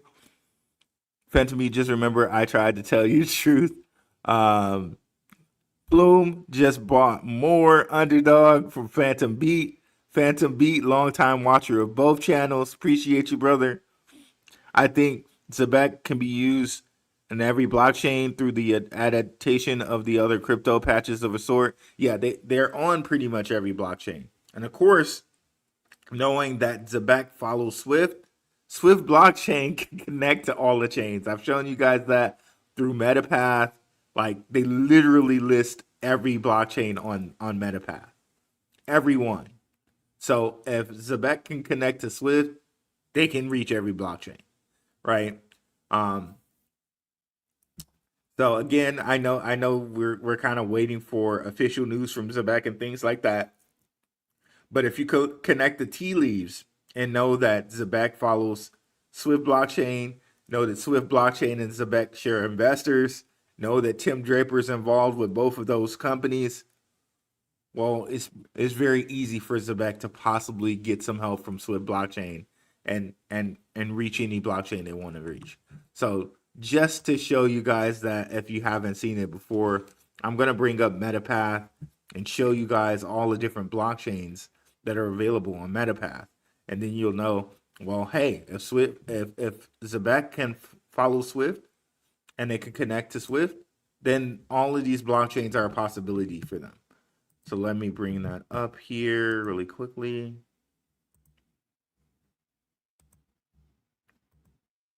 So this is Metapath. You can actually access this in the United States. So Bitcoin, Ethereum, Binance, Tron, Solana, Ton, Arbitrum, Optimism, Base, which we just got through talking about, Avalanche, Polygon, ZK Sync, Linea, Optimism, Binance, Aptos, Sui, Blast, Merlin, Scroll, Manta, what is this one? I forget. Mantle, X Layer, On-Chain, Ethereum Classic, which is a sleeper, which I want to start buying some Ethereum Classic. EOS EVM, Conflux, Ethereum F, I'm not sure what that is. Ethereum Wrapped, maybe. Clayton, which is Kaya. I saw somebody mention Kaya blockchain in the chat, and you can even see here they got it changed over to Kaya in the in this thing right here. And you can see here that's actually an ampersand. But you know, we can get into symbolism all day. But Kaya connects Line and I forget what they call it. So Line is the one in Japan, and then they have one they use in Korea, Kakao, right? So they're connecting both of those kind of WeChats, the Japan one and the Korea one, and they're gonna have their own stable coin that's like Asia specific. So Kaya's a sleeper out there that people don't talk about. Hecko, OKX coin, which we know now Tim Draper's actually invested in OKCoin. So he might have some investment in that chain too. Phantom, or yeah, I think that's Phantom. Phantom, yep. KCC, Cello, XRP, all the different XRP coins here. Crazy, Polkadot, Kronos, Thundercore, Orc, XDC, Drac, Kava, Core, DBC, Deep Brain Chain, MTR, BTCC, which Justin Sun bought this as an American cryptocurrency. BitTorrent. BitTorrent used to be huge back in the day. I'm sure Underdog remembers. HPB, AME, Gnosis, Breeze, Pulse Chain, even for the Pulse Chain guys out there, and the Hex guys, Filecoin. Like the list, we're still going. Filecoin, Virtual Machine, Pego, Say, Aleph, BRC20s, right? With Ordinals, Area, ApeCoin, which Underdog has made connections to them in Ape, Bored Ape, Sonic, Hyper EVM, Gate Chain, Plasma, Gate Layer, Morpho, I think that's his here, or Morph, Monad, they even got Monad already, Doge, ZK, EVM, Hatchkey, CMMO, Cube, Moon River, Vana, Litecoin, Caspa. They even have they literally have everything, and I'm still not done. Kubernetics, ERC20 or ETRC20, World Chain, which we know with UBI, Moonbeam, Unichain, HVH. So literally anything. Okay? Okay. Let's continue. Leo Connor, you're not wrong. Soul going multi-chain covers that problem. Yes, indeed. So Phantom Beat already knows. I hadn't even got to that comment yet.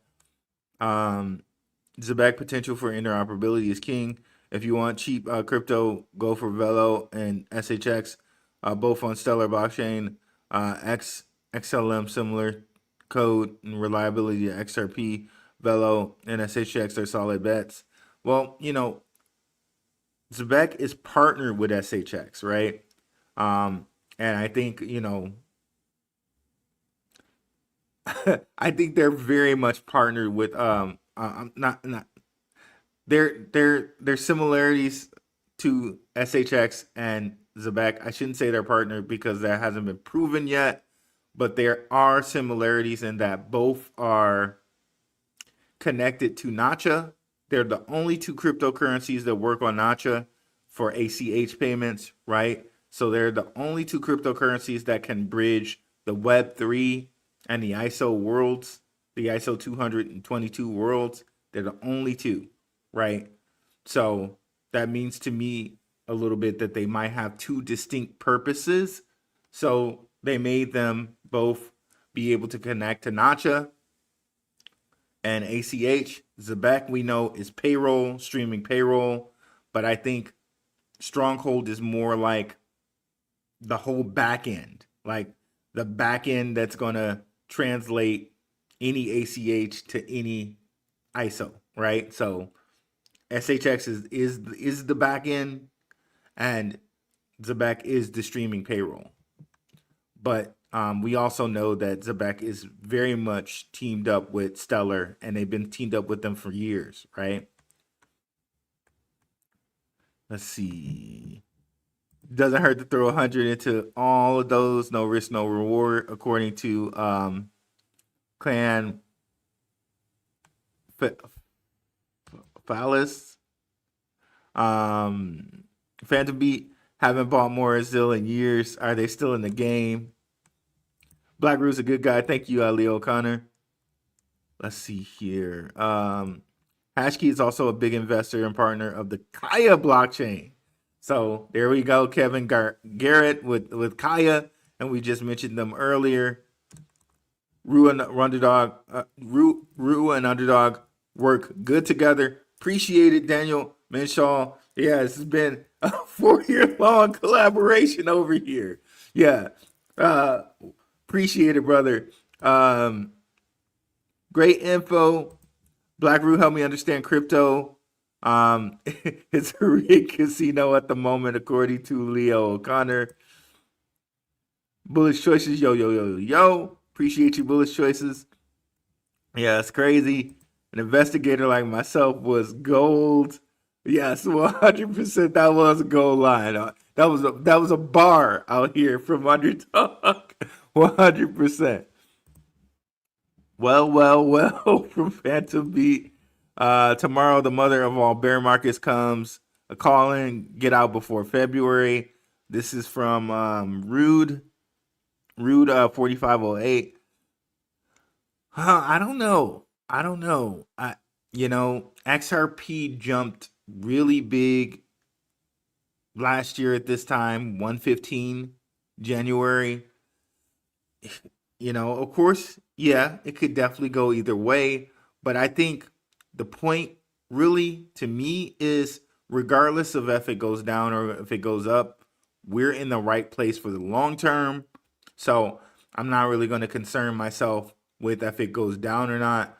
I think for me personally, like just trying to jump out and time and miss if it goes up would be a monumental mistake. So I'd rather, just for me personally, I'm not telling anyone what to do, but for me personally, I'd rather be in and monitor than to just go out and then it pops off, right? But that's just me personally. Hit those likes. So glad I subbed yesterday and will be catching up on all your content, Underdog.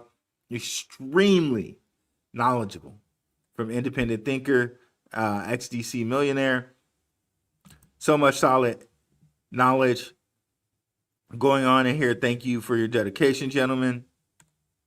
And just gave you guys a reminder, please like and sub to both channels, guys. I'm very, very close to 9,000 subs. Let's see where we're at right now. Let's go, Rue. Hey, guys, I don't know if you guys have noticed, but I've been kicking up the content, been working really hard. I want to get to the I want to get to 10K subs, right? But to get there, I need to get to 9,000 first.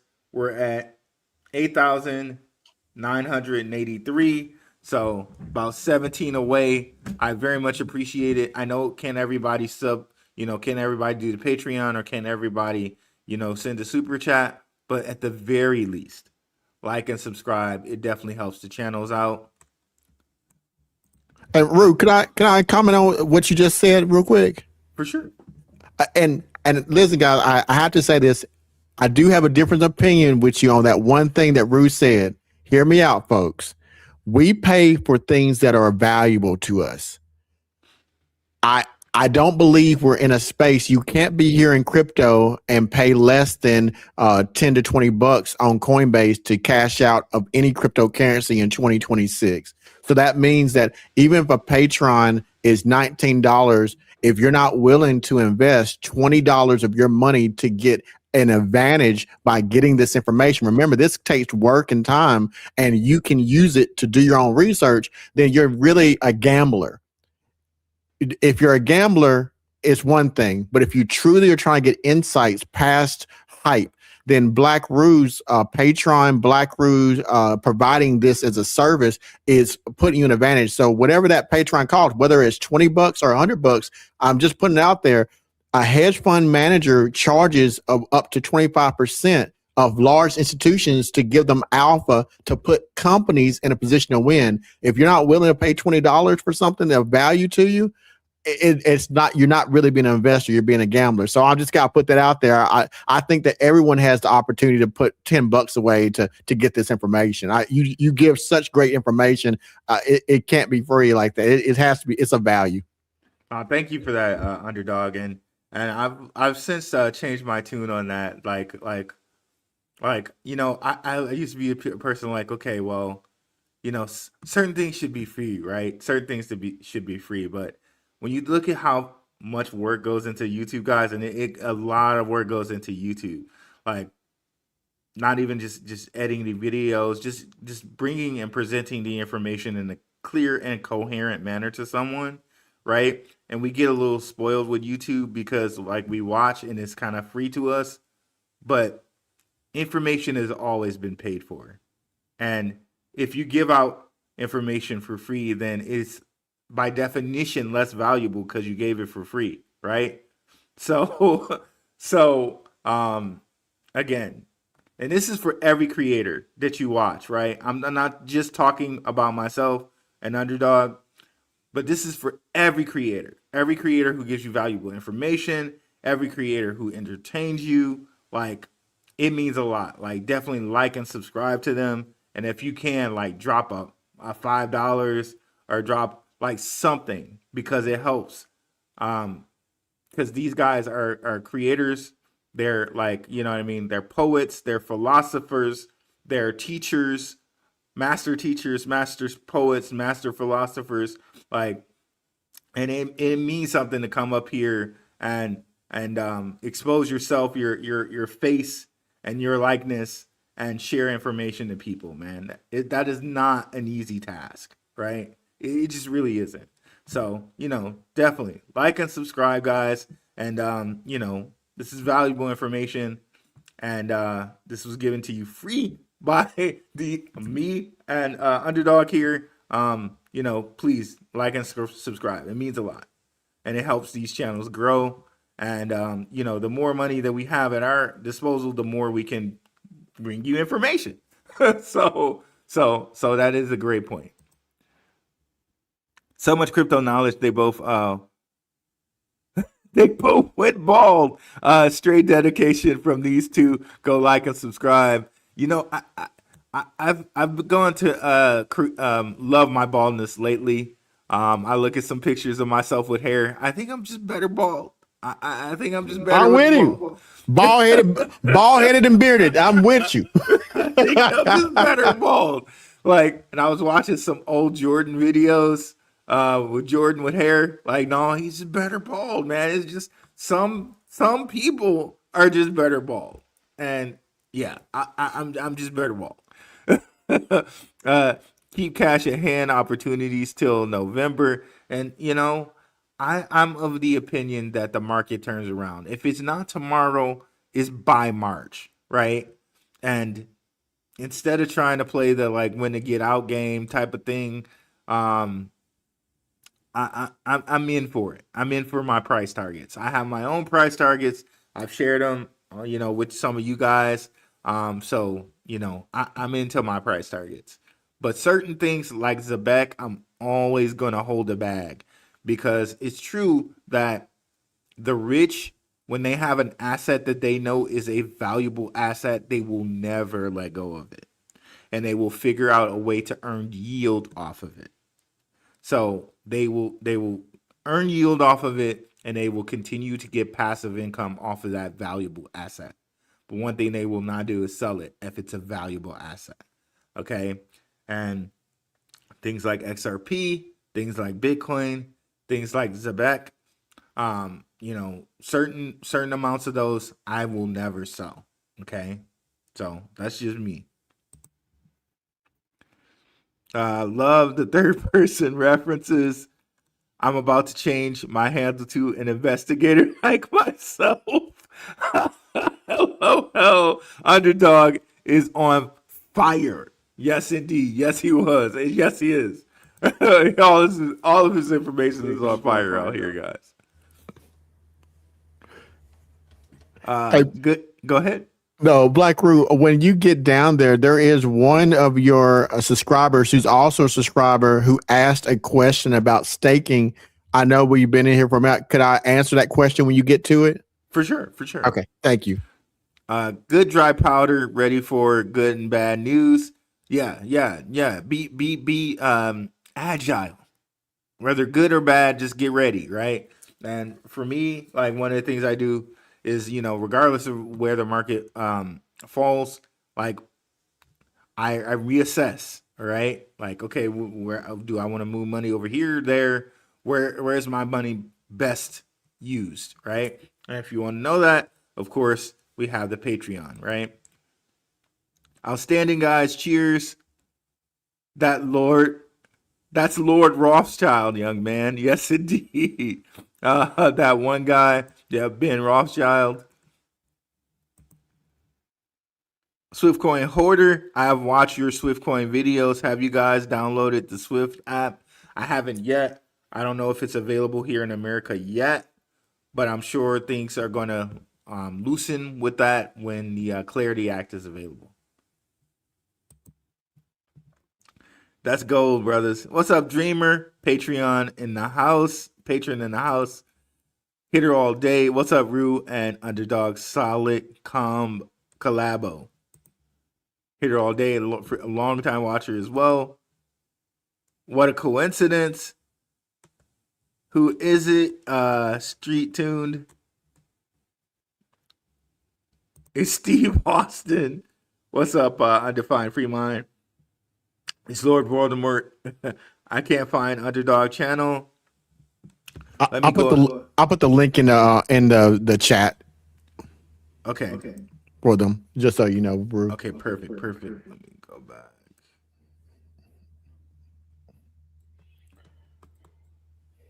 Okay.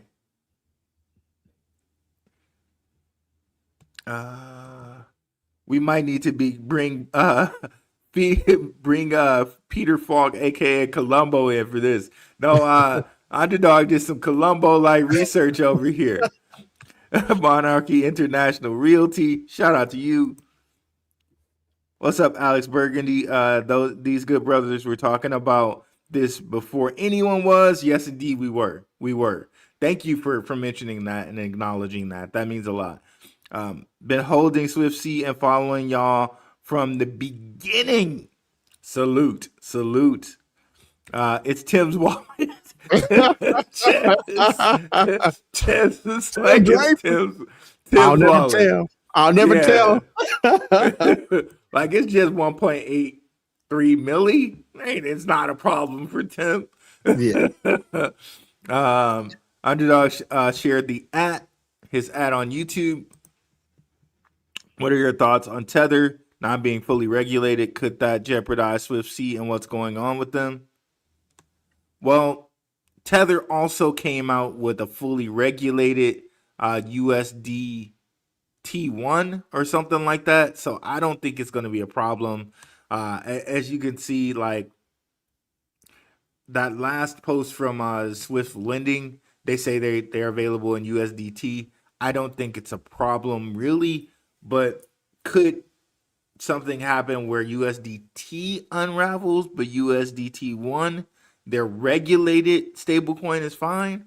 Maybe, but I don't think it's going to jeopardize Swift, because if you look on their site, they support every stablecoin: RLUSD, USDC, USDT, and many others. DAI, like PayPal USD, they support every stablecoin. Blink twice if there'll be Swift C staking. That's the one. Can I talk about that? Yes. You got a second, Blackrue? Oh yeah, for sure. All right. So again, I'm only going to give alpha on Blackrue's channel. So this is a part of a series called the Swift Coin Mini Series. There's 10 episodes. It's on my channel. It's already been done. So if you're a member at the analyst level, you can see this. I'm giving you an excerpt of that question. So let me show you some things. Blackrue, I want to show some things on the channel. So here it goes. Now, if you don't mind, could we remove the Blazing Eagles question just for a second? Because I want to make sure they can see this display, Blackrue. If that's okay with you. Yep. Let me remove this one. Okay, let me see. Okay, yep. So that one's up. There you go. You and Arcanum Capital, that one's up. All right. So I'm showing you guys this. I'm answering the question about staking. So this is the part of the series. So here we go. Right here is Arcanium Capital. You need to understand why that's important. Shima Capital, Arcanium Capital, both invested into Swift blockchain, because Swift blockchain is the intellectual property of Metapath is the intellectual property of Swift blockchain. So they raised $200,000 each, $400,000 together. They invested one in 2021, one in 2022 into Swift blockchain. I'm going to stop saying Metapath because it's like saying Walmart. You understand that the intellectual property is owned by Swift blockchain. Now let's get to your question. Arcanium Capital is here. Let's read it. They was in Dover, Delaware. It's where they started. Who invested into it? Draper University Ventures. That's Tim Draper. Alpha Innovations is the number one person who invested, and then the third is Draper University. Now, I understand you don't know who Alpha Innovations is yet, unless you watch the series, but let's go back to where they from. Alpha Innovations are connected to Switzerland, and let's bring up why that's important, because I'm going to answer your question about staking. So if we look at Switzerland and we look at Bermuda, we look at Alpha Innovations, there's money that flowed from these, and let's see who those people were. So here is someone called Tushar Agrawal Persistence, and they're connected to this place called TD. Now that's Tavis Digital, Draper, Arcanium Capital, and Polygon. Now, why is that important? Because what does Persistence do? Who is this person? Why are they connected? Well, let's see how they're connected to Tim Draper. Cred Shields and Persistence and Draper, they both invested in a project together. Now, this project, Persistence, is in Singapore, the same place that Swift Blockchain became became a company in 2017. So now we see Tushar Agrawal and this company you don't know about called Persistence. And you see Tim Draper also invested in Cred Shields. Who is Cred Shields? Well, here's the CEO, Kunal Shields. I'm about to answer your question. Let's see why is that important. Kunal Shah, which is the same person you see here that you saw in the earlier one, that's put underneath that. I put it in green. He has served as the part-time partner at Y Combinator and an advisor to Sequoia Capital. And he is the angel investor, founder of Cred, and previously founded Free Charge. Now, Blackrue, I already know what I'm about to get to. So we got Cred Shields. We got him as an advisor, and Tim Draper also invested. And we also see that Sequoia Capital, this man is an advisor, Sequoia Capital. Now, Sequoia Capital is in India. Now, why is that important? So we're right back up to the top of Arcanium Capital. And Arcanium Capital invests in India projects. And Tim Draper, the CEO of Arcanium Capital, went to Draper University. Let's get back to persistence. So we got persistence here. And we got that connection with Tastar Aguilar. There should be only one connection, but wait a minute. Here comes Metapath. Arcanium Capital invested into Metapath, which is connected to Swift blockchain. Persistence is invested in by Arcanium Capital and connected to the Swiss banks in both Bermuda and also Switzerland. Now, the connection of that money that Tim Draper was able to get to start Swift blockchain came all the way from Switzerland through these locations. And what does persistence do? Now, Blackrue, I'm going to let you pull it up. You don't have to pull it right now. But if you go to Swift blockchain's Metapath, you'll see the token persistence is token number 233263. And what do they do? Well, persistence tokenizes through staking the product that Tavis Digital, the one that you see at the very far right, creates, which is a regulated stock portfolio, which is the equivalent of BlackRock of Switzerland. Persistence has been in business with them since 2020. So Persistence creates the tokenized staking product, which is connected to Arcanium, and they are on the Metapath blockchain. And Tim Draper, who is invested in Cred Shields, with their persistence a second time, has a product that connects to tokenized assets, connected to money rails from Bermuda to Switzerland. And Polygon, with their Mario Ventures, they did something as well. Polygon also led the investments to Sequoia Capital in India, SoftBank, Galaxy, Republican, in the exact same year, February the 7th of 2022. So what the connection to the staking is, the money comes from Switzerland. It gets tokenized and staking products for institutional companies that are connected to the Switzerland banks and institutions globally, worldwide. Then the money flows from Switzerland to Bermuda through Alpha Innovations, and then it's connected to Metapath. And Metapath, using Swift blockchain, is the blockchain token utilized for free transfers, but they charge a fee.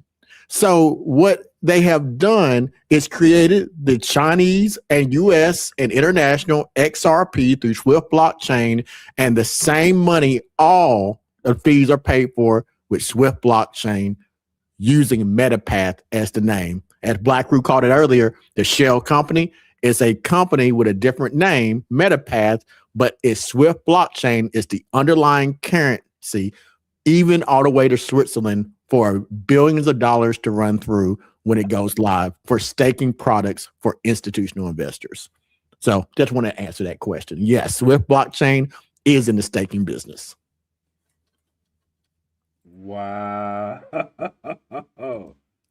Wow, there it is. There it is. That's amazing. And I remember a lot of people were high on persistence back in the day. Now let me see here. I'll see if I can share this. Which blockchain is it under? In Metapath, I'll pull it, Yeah. bring it back to the stage. Yeah, let me see if I have a screenshot of it. Let me see if I can find it for you. But if you look at Metapath website, Blackrue, where they list all of their projects, and also the Swift blockchain website, let me see if I have it, the picture here, Blackrue. 1 second, and I'll pull that up for you. And while you're bringing that up, go to its tokenomics persistence one. This XPRT, so it's an X coin. Yeah. No max supply. The circulating supply is 213.37 million. And, you know, it was down in the dumps, but as of like 1/2/26, but it's gone from 50 cents all the way to 2 cents here. And the way I like to think about these projects, I don't believe that all products, and we saw this with TKY and other projects that are no longer in existence for retail investors, but companies like and countries like China are using their blockchain. TKY is one of the examples, and Sudorusu was another example.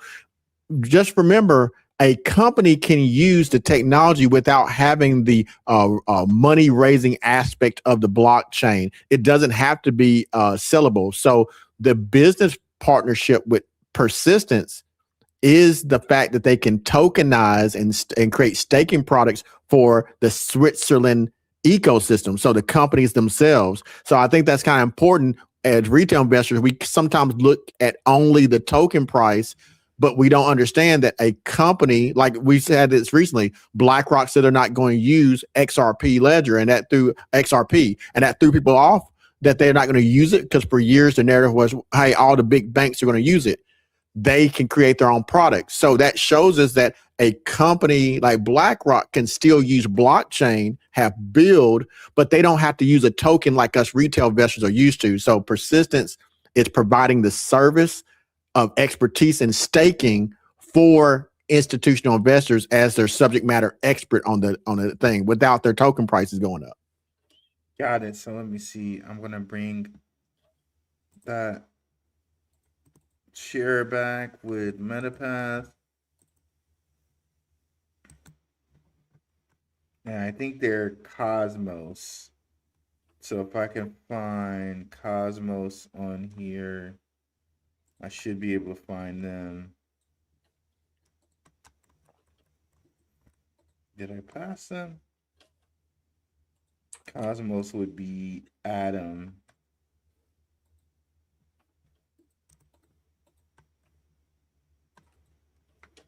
Atom, I think.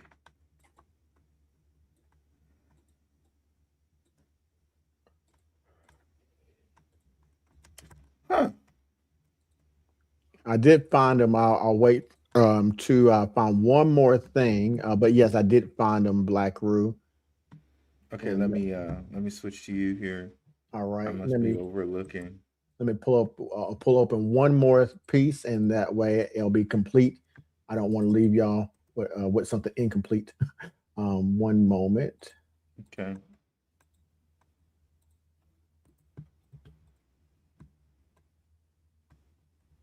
Yeah, here we go. Yep. Here we go. These are the two things that you need. All right. The side effect of a lot of research is you have a lot of images, and I create my images from scratch. Every image that y'all see, so it takes a long time, and not only the research. So pulling it all together sometimes is a little easier said than done. But I found it by Blackrue. If you want me to share this, just let me know. Yep. All right. Remove this from the stage. Okay. Here. So to answer your first question, let me pull this up. Once that comes up, I'll be able to put up this part. Okay. Now, just to answer your question, Blackrue on the site of Swift blockchain, you can find it is a token number 255 on Swift blockchain sites, the XPRT token. That's the one that shows there. So that answers the question for that on Swift blockchain. Also, their staking token, this is the utility token, they call the P token or XPRT, persistence token. This is another way to look at it, utility and value. But this is what I wanted to show you for that question, and it goes to this article. Staking as an asset class, this Swiss institutional fund is jumping in, and persistence is helping institutions find yield with its white label staking service, uploaded May 8th of 2023 at 11:17 p.m. This article goes into this about Arcanium Capital. These are all the people that's within this. So you got Tavis Digital,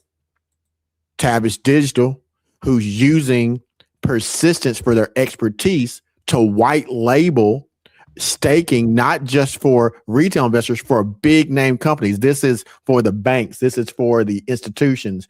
And then March 2nd, 2022, we see these people here. Arcanium Capital's first fund closes oversubscribed. Investors include Draper University Ventures, Sandeep Nawal of Polygon, and the Swiss, who's a Swiss Tavis Digital Fund Blockchain Venture Capital Fund, is also the proud to announce the latest investment in Arcanium Emerging Technologies Fund 1.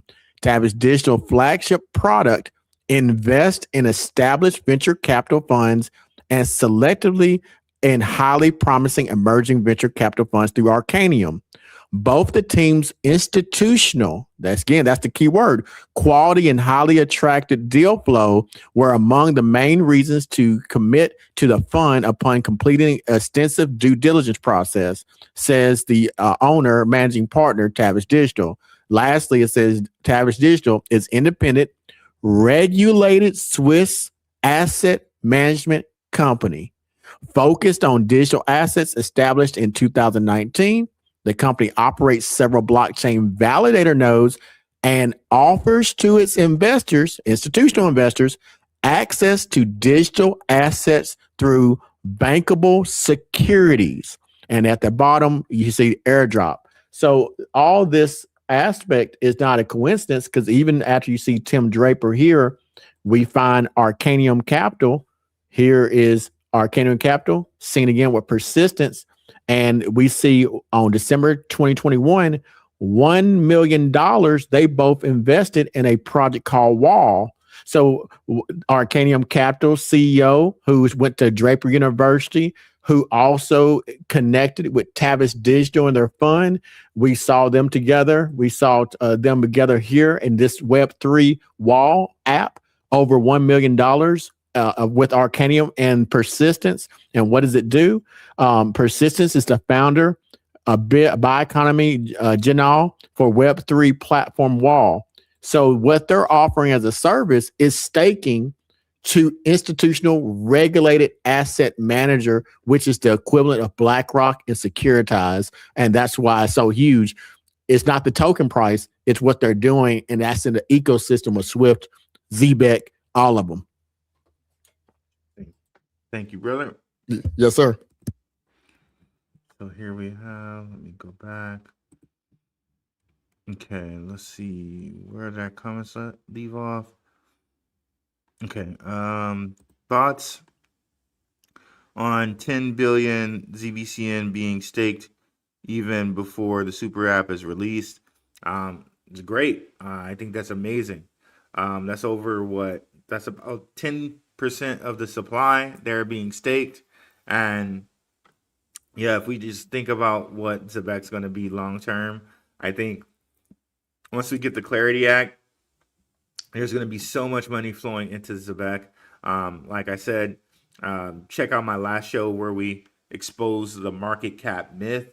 Basically, we know that market cap has a multiplier, and Zebec is uniquely positioned because if you're going to pay someone by the second, there's always going to be money flow through Zebec, because in order to pay them, they need to use ZBCN. But they did it in a very nice way, in that any stablecoin you use can automatically be transferred and transacted into ZBCN through their system. So very, very smart by them. But what that says to us is there's always going to be money flow through that coin. Liked and subscribed and shared, very much appreciated. We know Ludnick has his hands in Tether, and he's right next to DJT. Yes, indeed. And we know, like, Trump's guy, Bo Hines, right, former college football player, went from his position on the crypto council over to head the regulated form of Tether called USDT 1, I think. So yeah, Tether's going to play their role, and if the unregulated portion of Tether collapses, I think Tether, the regulated portion, is going to be fine. But of course, know that both Tether and USDC is one of the biggest two holders of U.S. Treasury bills. So they're really kind of keeping our dollar going, to be honest with you. So so they're both going to be fine. And if they decide to collapse Tether, then that will be a decision they make, right? You know what I mean? Like it's going to be a plan, not something that But anyways, yeah, I'm here, sir. What's up, Blazing Eagle, Japanese, Switzerland, and Dutch banks? What's up, Crypto Crossroads Show? Swift team had a meeting with Dutch bank, ING Bank. Underdogs on it. Underdogs on it. Yeah, and ING Bank, that's another one, again, with the symbolism, guys, the whole lion symbology that they have there with ING Bank.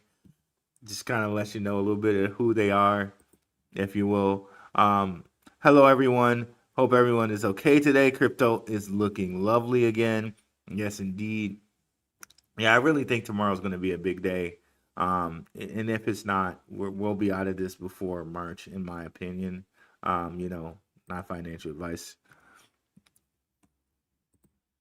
Is it implied that there will be staking based on all that, or is there evidence there's already staking that just isn't live? Well, I think Underdog answered the question there. If you guys want to know more, to check out his channel. Staking is live, but not okay. There we go. Staking is live, but not in the name Swift, but as an asset class for institutional investors in regulated Swiss and Bermuda markets. Which is kind of what we know by Ondo Finance. Ondo Finance, they tokenize stocks, but it is not available for American investors. It is only available for essentially Swiss and European accredited investors. So it's funny. That's it. That's it. Spot on. It's funny that they mentioned, all of this tokenization going on with Ondo, and you got Larry Fink and Brian Armstrong going on like the New York Times or whatever stage talking about tokenization, but it's only available to foreign accredited investors, right? and those tokens also, they give dividends and things like that too, but they're not considered securities. So I'll just leave y'all with that. Coinbase really has the power to mark up bill postponed. Oh, so I heard someone in there say that they rejected the Clarity Act. I don't know if they have the power to reject anything, but again, I don't know. Maybe they're saying that they don't like certain provisions of it, because I know Brian Armstrong has come out and said he thinks that cryptocurrency cryptocurrency exchanges should have the ability to give the high yield that they give. Like, for instance, Coinbase is giving up to 4.5% interest on stable coins. So if he is rejecting something, I would think that he may be rejecting any language that might say, oh, well, you as a cryptocurrency exchange cannot give that much interest, right? So that's what I would think he would reject, if anything. So if you see something like that, I wouldn't take it at face value. Let's see here. Underdog is sharing connected industries. registered financial institutions wrapping tokens into securities. Yes, indeed. Tokenization of various financials. Yep.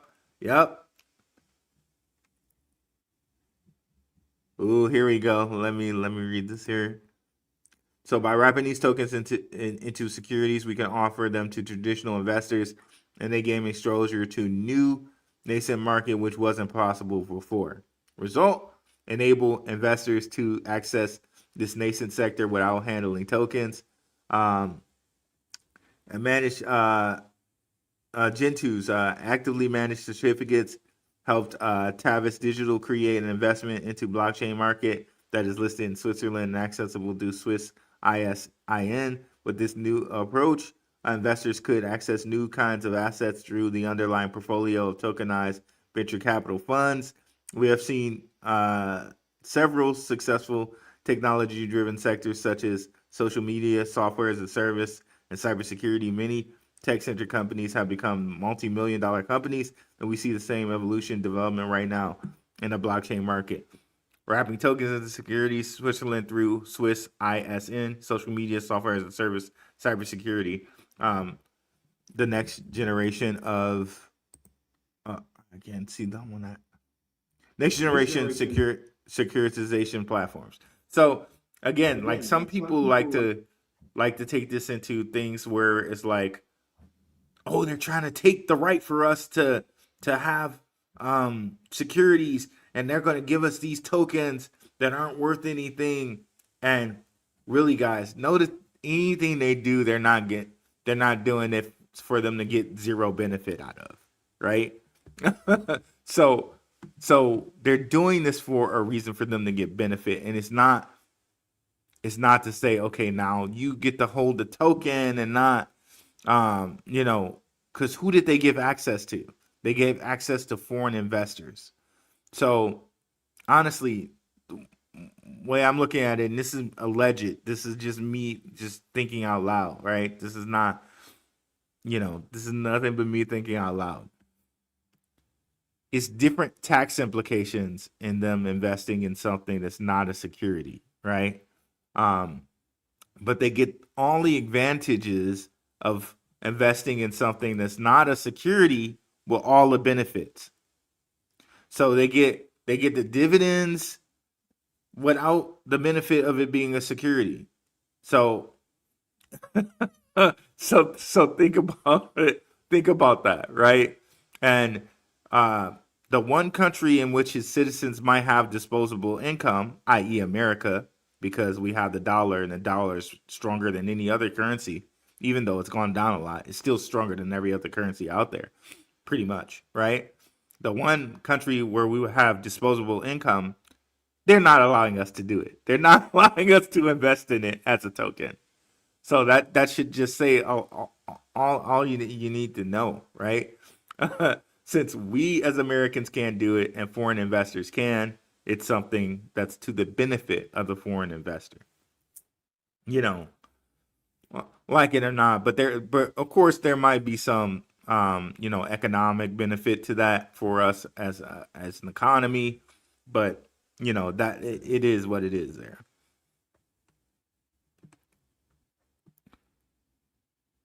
Gotcha. Thanks for answering. Yes, indeed. So we did a nice long show here today, guys. Let me bring up Underdog Research's channel one more time here. And while we're at it, since our guy Crypto Crossroads Show is in the chat there, I want to show you guys how you can get to his channel as well. So if you guys see my channel here, you can go down to home, and then you scroll all the way down. You see Underdog Research channel right there. And then if you mosey on over here, we see Crypto Crossroads Show right there. Definitely go give him a like and subscribe on my features channels list, along with Crypto Future, Ronin Experience, One-on-One Media, Benzinga, Simon Family Investment, NYC OddApp, Gentlemen of Crypto, The Mooniverse, Maximus Crypto, Shook Focus Digital, and then Underdog Research channel. So it's very easy, guys. You can just go down on my homepage there. But also, I have a link in the description. Thank you so much, Underdog Research Channel, for coming on the channel, brother. It's always a fun time. Always learn so much. And like I said, it's always a fun time. Always a fun time. Thank you for letting me be here today, Rue. It's been a blast. I always enjoy working with you as well. All right, guys. So definitely like and subscribe. And if you made it to the end, put Swft in the chat. It helps spread the video around. Yeah. So thank you guys so much for coming through. And we're out. Peace.